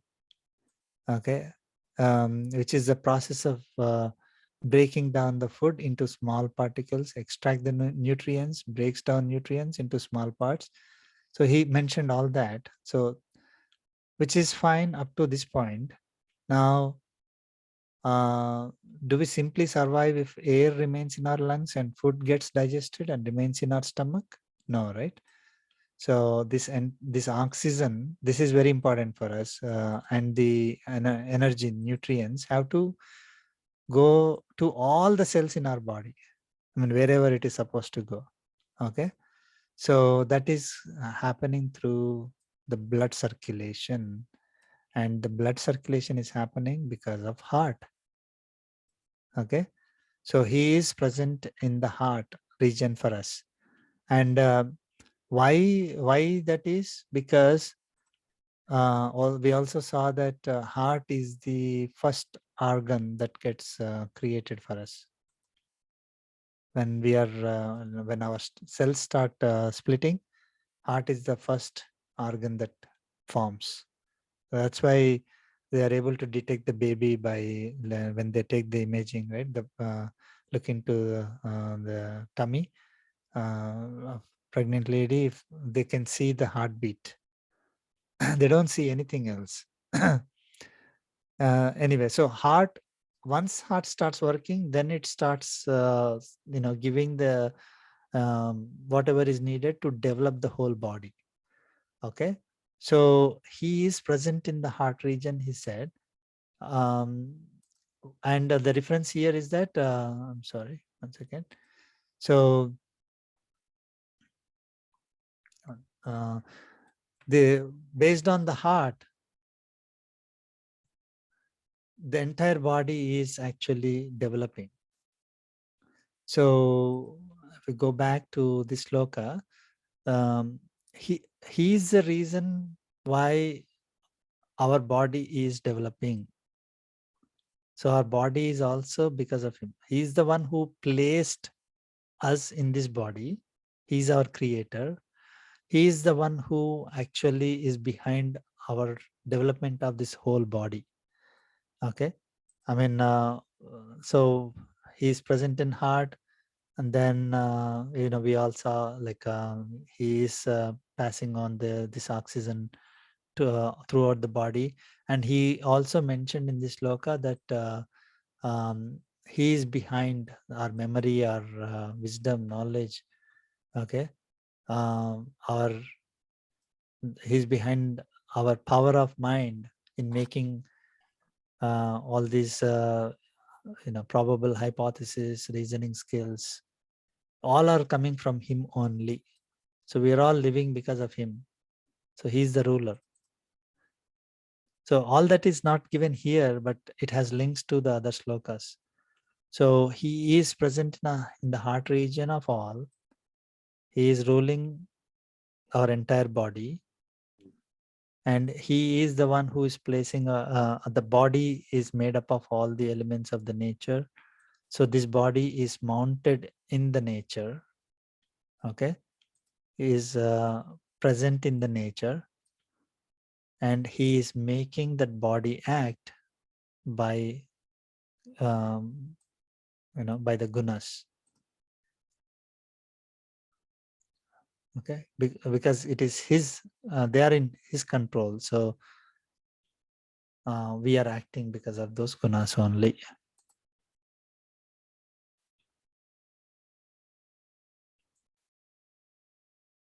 Any questions on this?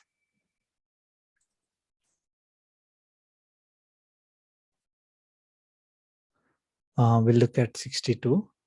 Sure.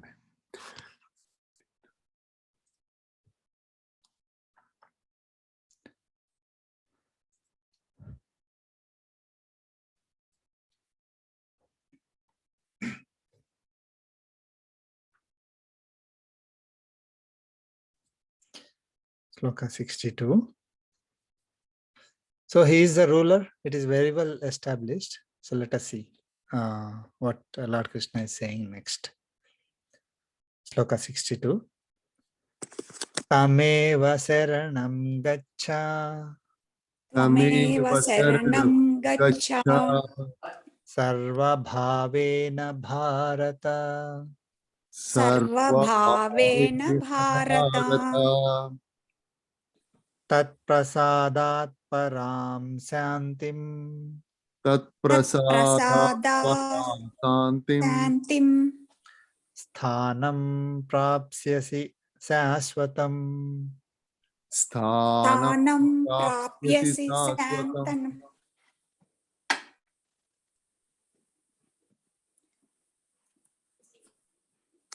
Okay, let's chant together.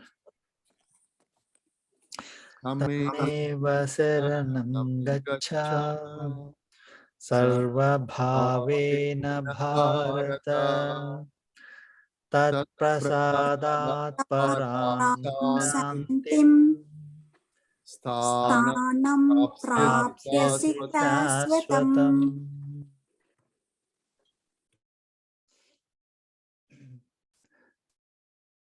Okay.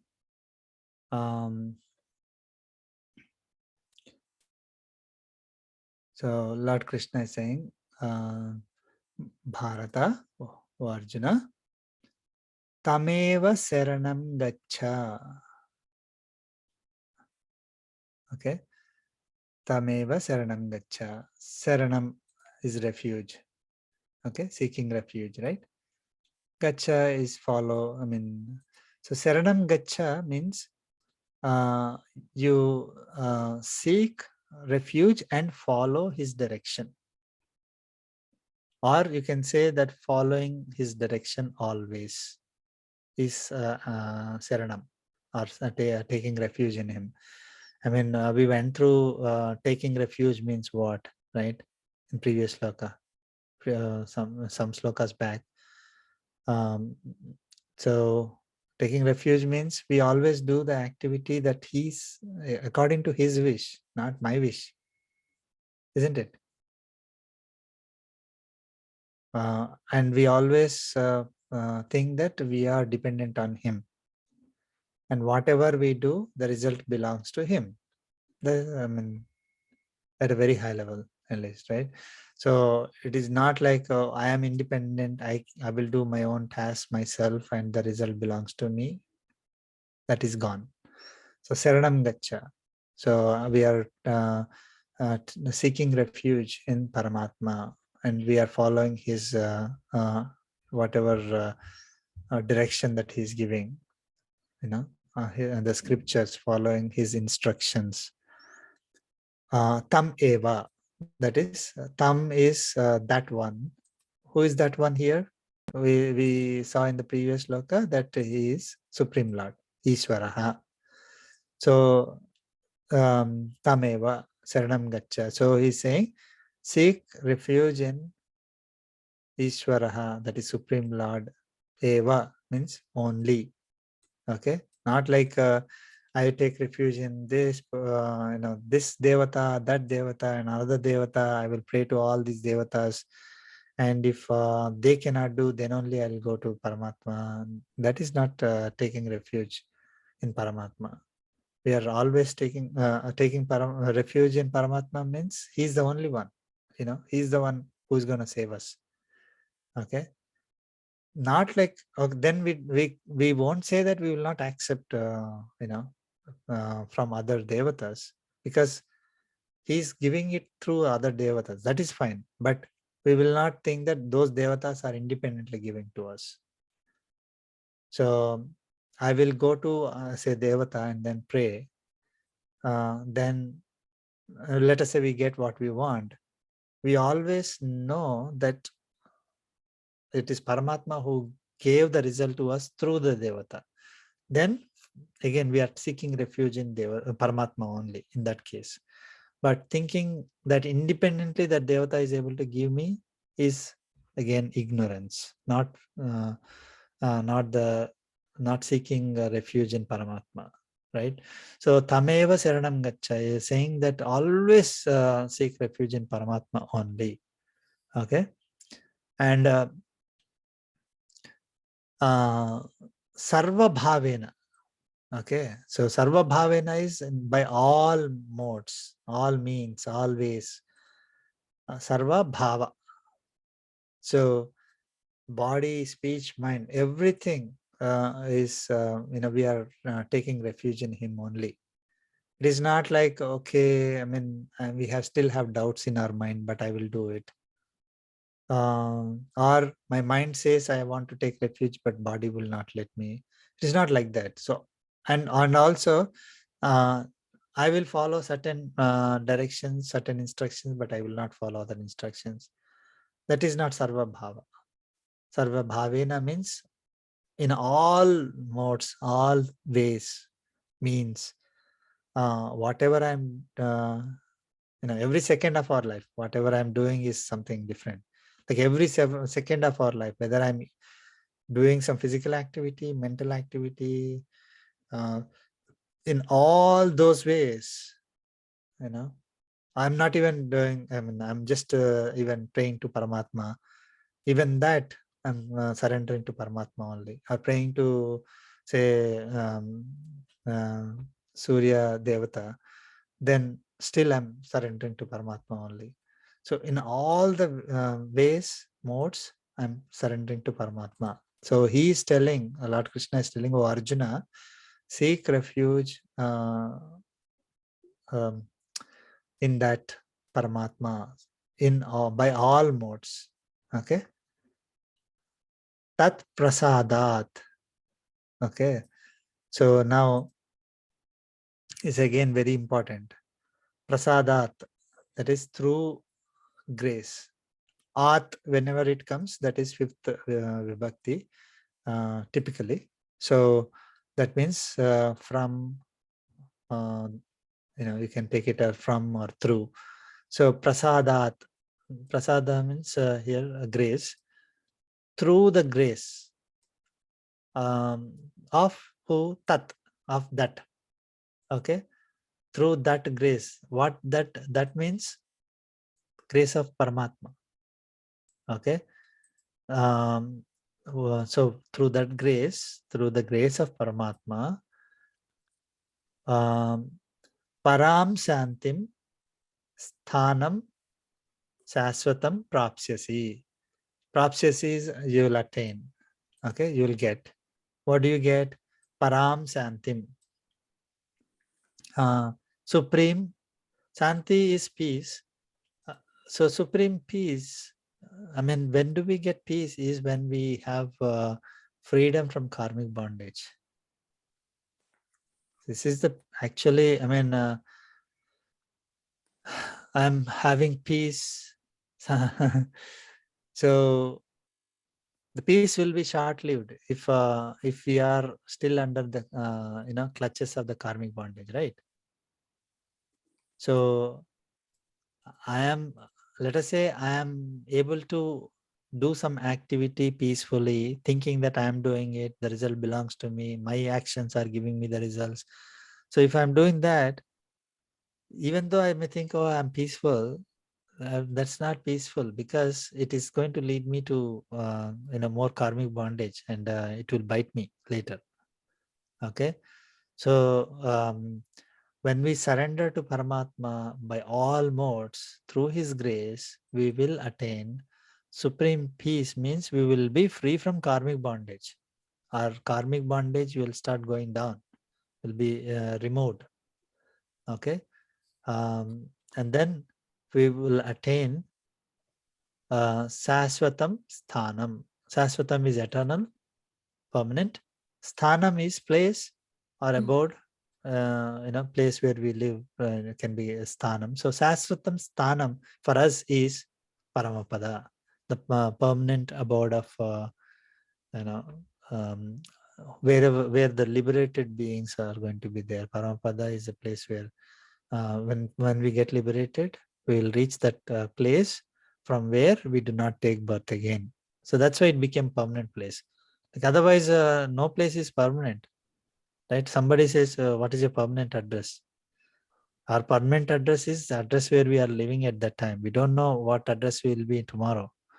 And definitely not in the next body. We'll never be in that address, right? So the Saswatam Sthanam is the place for us is Paramapada only, not even Swarga, not Naraka, not Bhuloka, not any other loka, only Paramapada, where from after reaching there, we are not going to be forced to come back and take birth in any other loka. Okay, so there's no force after reaching there, and we can take any body that we want in that loka, and we can serve Paramatma, but there is no change afterwards. Okay, so that is the Saswatam place. So Lord Krishna is saying, take refuge in Supreme Lord in all means, and because of his grace, we will attain our karmic bondage will go down. We will be free from the karmic bondage, and we will finally reach our permanent place.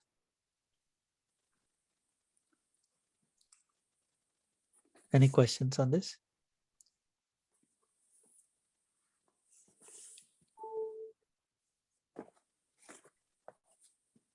Very well said, Renika.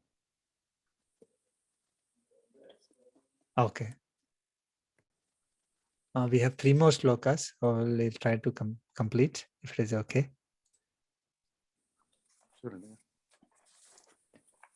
Renika. Sloka 63.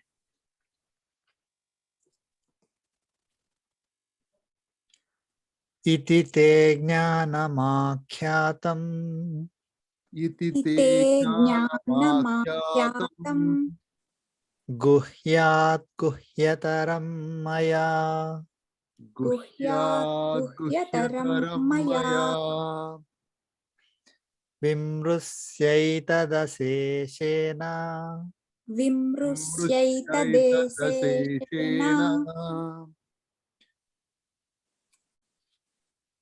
yadhechasi tatha kuru. Yathechasi यथेच्छसि tadha kuru. कुरु Let's chant together. Iti te Iti इति ते jnanamakhyatam ज्ञानमाख्यातं guhyat guhyataram गुह्यतरं guhyataram मया maya maya vimrusyaitada विमृश्यैतदेशेन yadhechasi यथेच्छसि Yathechasi tatha तथा tadha kuru. कुरु. kuru. Okay, so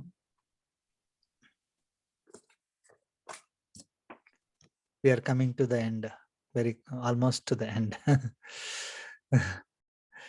Okay, so Lord Krishna says, iti te jnanam akhyatam. So guhyat guhyataram maya. So iti, thus, or in this way. So so far he's, I mean, explained something, he re-explained something with more details, and then he explained more in more details, and then summarized, right? The entire jnanam. So iti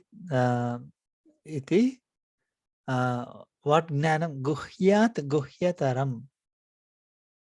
Guhyat guhyataram. That is more mysterious than mysterious. Okay. Guhya. So again, this was there in previous lokas,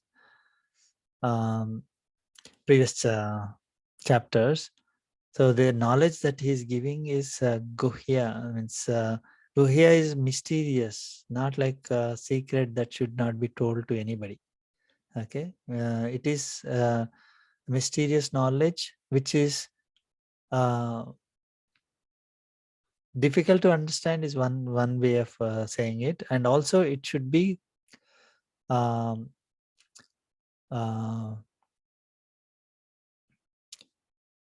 it should be protected. It's not something that you just give to anybody, right? I mean, secret is something that you don't tell anybody, but you tell a few people, right? It's still not, secret means it's always not tell anybody. So then if one person knows secret, then nobody should know. But they keep secrets between a few people. But what it means is that it is something that has to be protected, well preserved, and given to only those people who deserve it.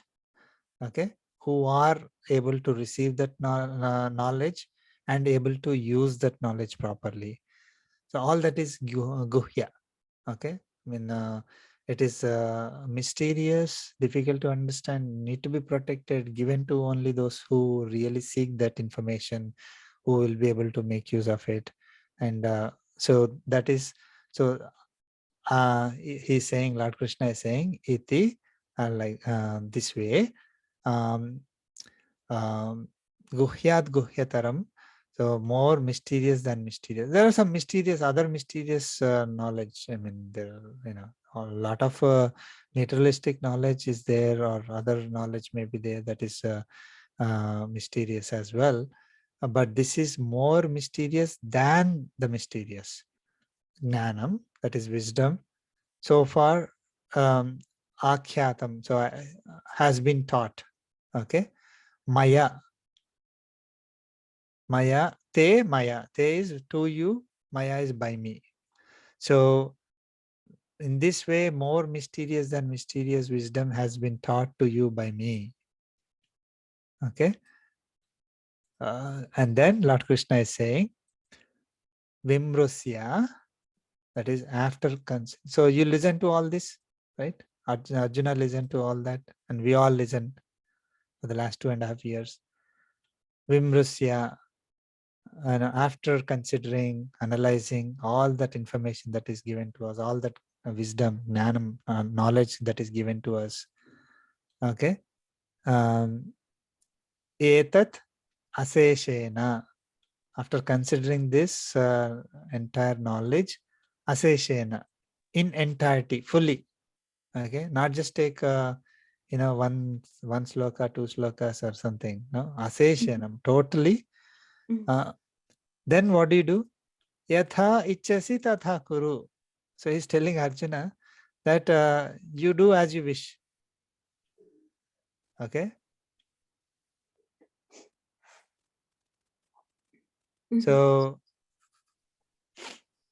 he gave all the information, and he's not telling that, in this particular one sloka, if you see another person not doing it, you kill that person. He's not saying that. And unfortunately, this is we have to emphasize this point. Like Lord Krishna is not saying that you follow this principle, and if you see another person not following it, you punish that person or kill that person. He's not saying that. He's even telling Arjuna that I gave you this entire knowledge, you do whatever you wish. Okay. And he didn't say, I'm going to be angry with you if you don't do that. He didn't even say that. I mean, it's something that we need to really, that is the greatness of Vedic scriptures, greatness of this knowledge, greatness of Paramatma. Okay, he's not like a person, like an ordinary person, like, okay, you are scolding me, I'm going to take revenge on you, or you're not following my advice, I'm going to punish you, or take revenge on you, I'm going to beat you. It's not like that. Okay, so he's saying, Yatha ichasi tatha kuru. You just as you wish, you do it accordingly, or you do as you wish. Okay, so I mean, this is not at the level of telling Arjuna whether you want to fight, you fight, or don't want to fight, you can run away. Not at that level. I mean, he's even taking it to a level, again, with Acharya's blessings. So if we decide, if you want to follow Karma Yoga, you follow Karma Yoga. If you don't want to follow Karma Yoga, it's up to you. Okay. I mean, under Karma Yoga, it is like you have to do your duties as an instrument of Paramatma, and with Falasanga Kartutva, Tyaga, and all that. I mean, that comes in that. So if you want to decide, if you decide, I'm going to feel that I am body, I'm independent, I will do whatever I want, I'm not going to follow any of this knowledge, that is fine.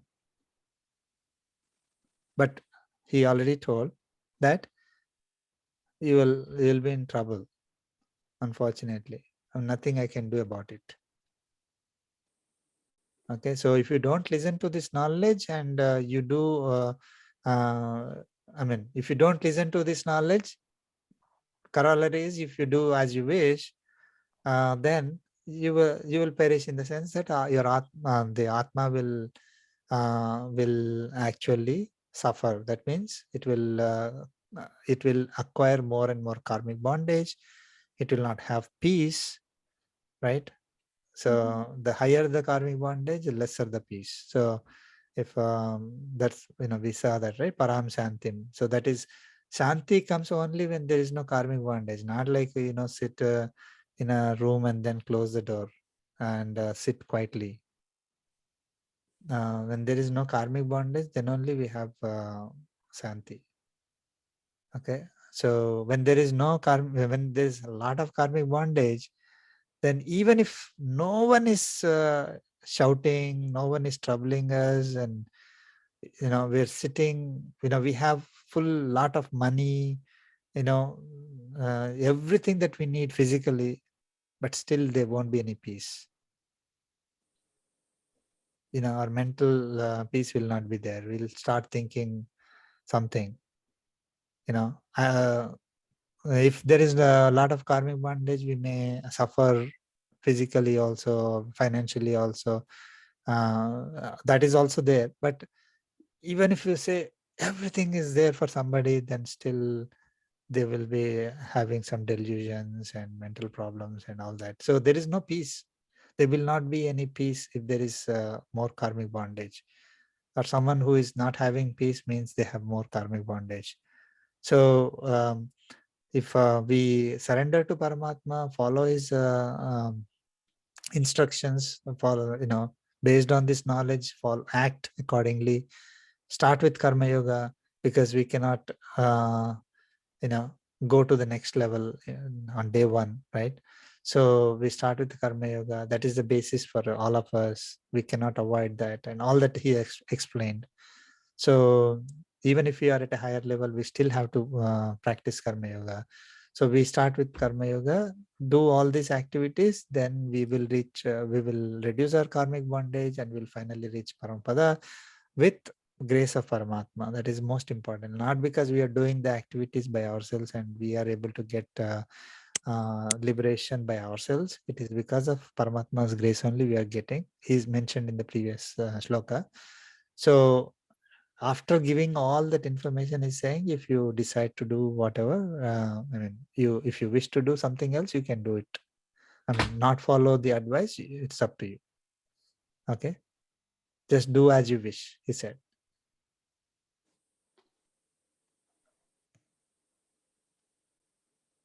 Okay. Any questions on that?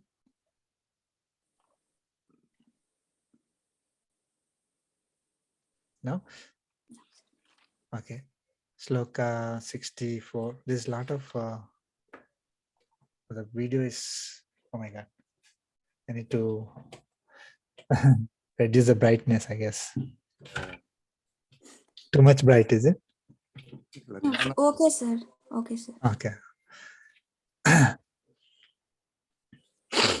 Okay, Sloka 64.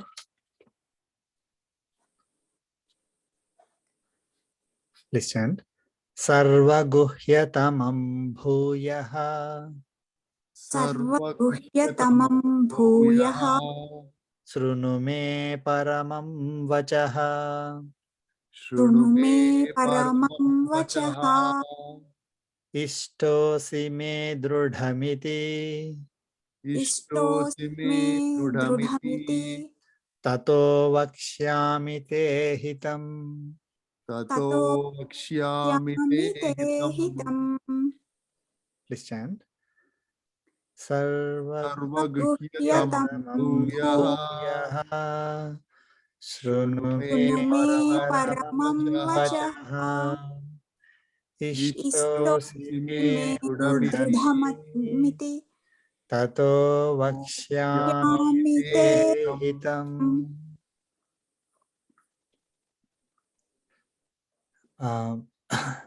So what happened, it is, so at the end of 63, 63, Lord Krishna said, Arjuna, you do as you wish. Okay. Then Arjuna started crying. Okay. Oh, Yeah, he started crying because in 66 he says, don't cry. So 63 he started crying because Arjuna, when he started asking Lord Krishna, what should I do? He wanted Lord Krishna to tell him exactly what I need to do, right? What what he Arjuna needs to do.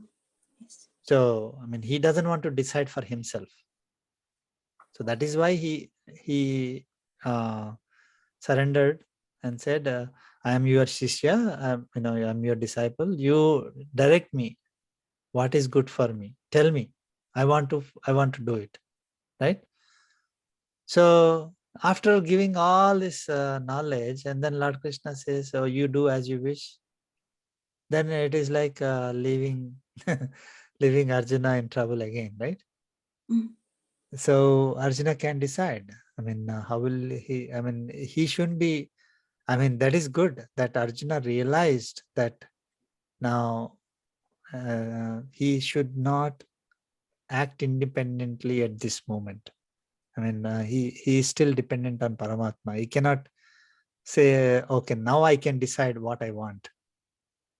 Okay, if he had done that, then again he was not following the knowledge that was given, right? So he started crying. He doesn't know, what to do at this time, right? So Lord Krishna, and then one more thing is that see, again it came in the 12th chapter. So it is not new information. Ninth and ninth chapter, 12th chapter. So all that it is there, Bhakti Yoga. So Lord Krishna started giving this specifically. So Lord Krishna is saying, Sruno, listen, Arjuna, me paramam vachaha, my supreme or superior word. Okay, so he in the previous he said, what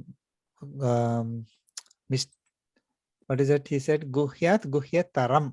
Taram is more, tamam is most. Okay, guhya means just mysterious. Guhya taram is more mysterious, and guhya tamam is most mysterious. So now he's saying param sarva guhya tamam. So bhuyaha. So I am going to tell you what is the most mysterious of all. Again, he said again because he said already in previous chapter that it is Bhakti Yoga. So he's saying, Srunume Paramam Vachaha. This word, listen to me again. Okay.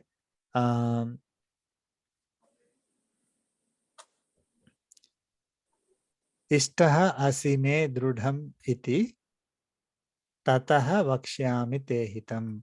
So what he's saying is, ishtaha asi me. So you are dear to me, he's saying. Ishtaha is, I like you, right? I mean, ishtaha, your dear is the right word to say. I mean, Arjuna is very dear to, so drudham is that very, or firm. So ishtaha asime drudham iti. So because I'm just trying to translate, like, so I'm giving you that most mysterious knowledge again to you. Listen to my supreme word, because you are very dear to me. Okay. Tataha tataha vakshyami te hitam. So I will disclose the beneficial advice. Vakshami is tell, disclose, I'm going to tell you hitam, the beneficial advice, or what is good for you. Okay. So Lord Krishna is going to tell us something that is most mysterious, most supreme word, or that we need to follow. I mean, that is Bhakti Yoga. Okay, he's going to tell in the next sloka. So we'll do that next week. It's consoling Arjuna here, Paul. I think because the previous Yeah. was little thing. I said maybe I'm a little rude. That's fine. So I mean, I gave you all the knowledge, and you decide. You do what you wish. Is leaving Arjuna with the doubts, questions again. He, of course, he mentioned that Bhakti Yoga is the Gnani is the most dear, right? And Bhakti Yoga is the most mysterious.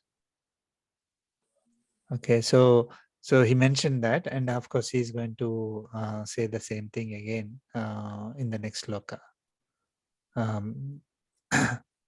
What he has to do, what Arjuna has to do. Now it is basically just very quickly, 65, right? He says that Manmana bhava madbhaktaha madhyaji mam namaskuru mame veshyasi satyante pratijanemi priyaha asi me. So he's saying that, you fix your mind on me, fill your heart with deep and unconditional love, worship me and prostrate to me. So this is the direct instruction that Lord Krishna is now giving. No choosing anything else, right? So this is, if you do this, you will attain me certainly. Okay, so and he's saying that I am promising that you will attend me. We'll go into the details next week, but this is the direct instruction that we are getting. This is the best or the most mysterious, the best knowledge, best wisdom that will surely give us, we will reach Paramatma if we follow this instruction. These instructions, not just one. So this is basically Bhakti Yoga. The first line is taken from 934, right? Sloka 934, exactly. Yeah. Same thing. Exactly. Up to here. Yeah. Manmana madhyaji mam namaskuru. Yeah. Mame veshyasi. 9.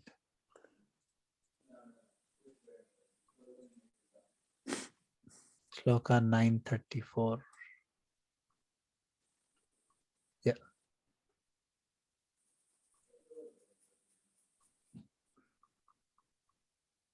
Up to here it is same. Yeah. So we had a lot of explanation, I think, here. Some explanation here. You can go through that. Okay. Any questions before we conclude for today?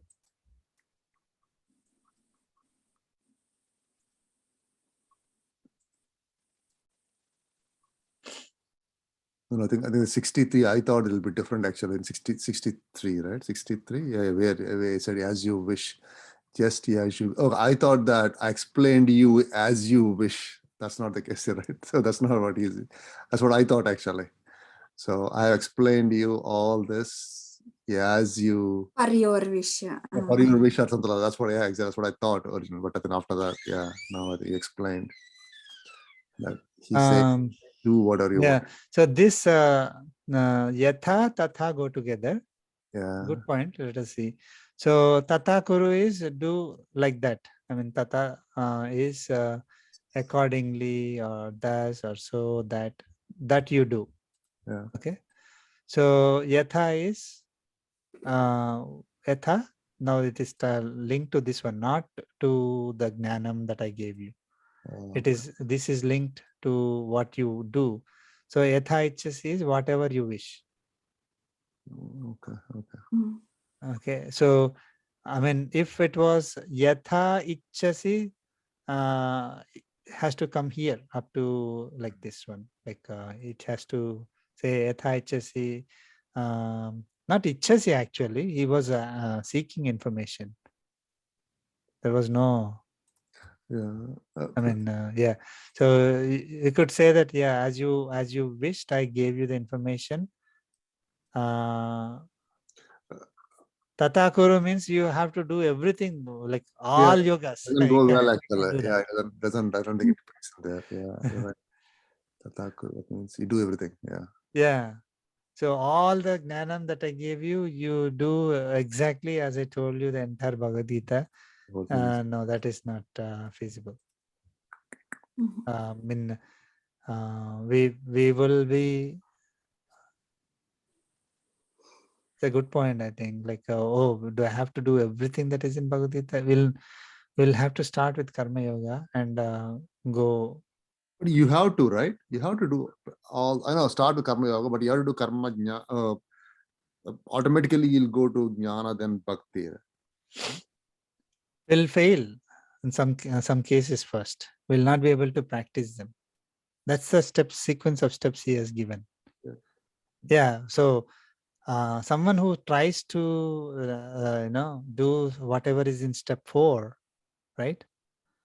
Let us say you have to meditate on Paramatma sitting in a secluded place. Like that instruction is given, isn't it? On day 1, they will not be able to do that. No. I think I'm trying to say in sequence. That's what I think. Yeah. We'll reach a stage where we will be able to, Go to the next level, right? next level, and then it will become easy for us. Yeah, I think we do that in the order that he prescribed. Yeah. So, I mean, he clearly mentioned you'll have difficulty, you'll not be able to do. And then, so start with this step. Yeah, Karma Then Yoga. you go to the next step. Then you will go to the next step. Then you'll go to the next step. 18th chapter is all like that. But there are certain things that we have to practice, the sattvic, everything sattvic. There are certain things that we should not, like what information is given for Rajasic and Tamasic. The information is given to us Not to follow. saying that we should not be doing that. Yeah. Right? I mean, he says Raga and Dvesha are our enemies. That is one, let us say one sloka. I mean, we have to not do that. And so it is. So some things that are that we need to practice, some things that we should know and not practice.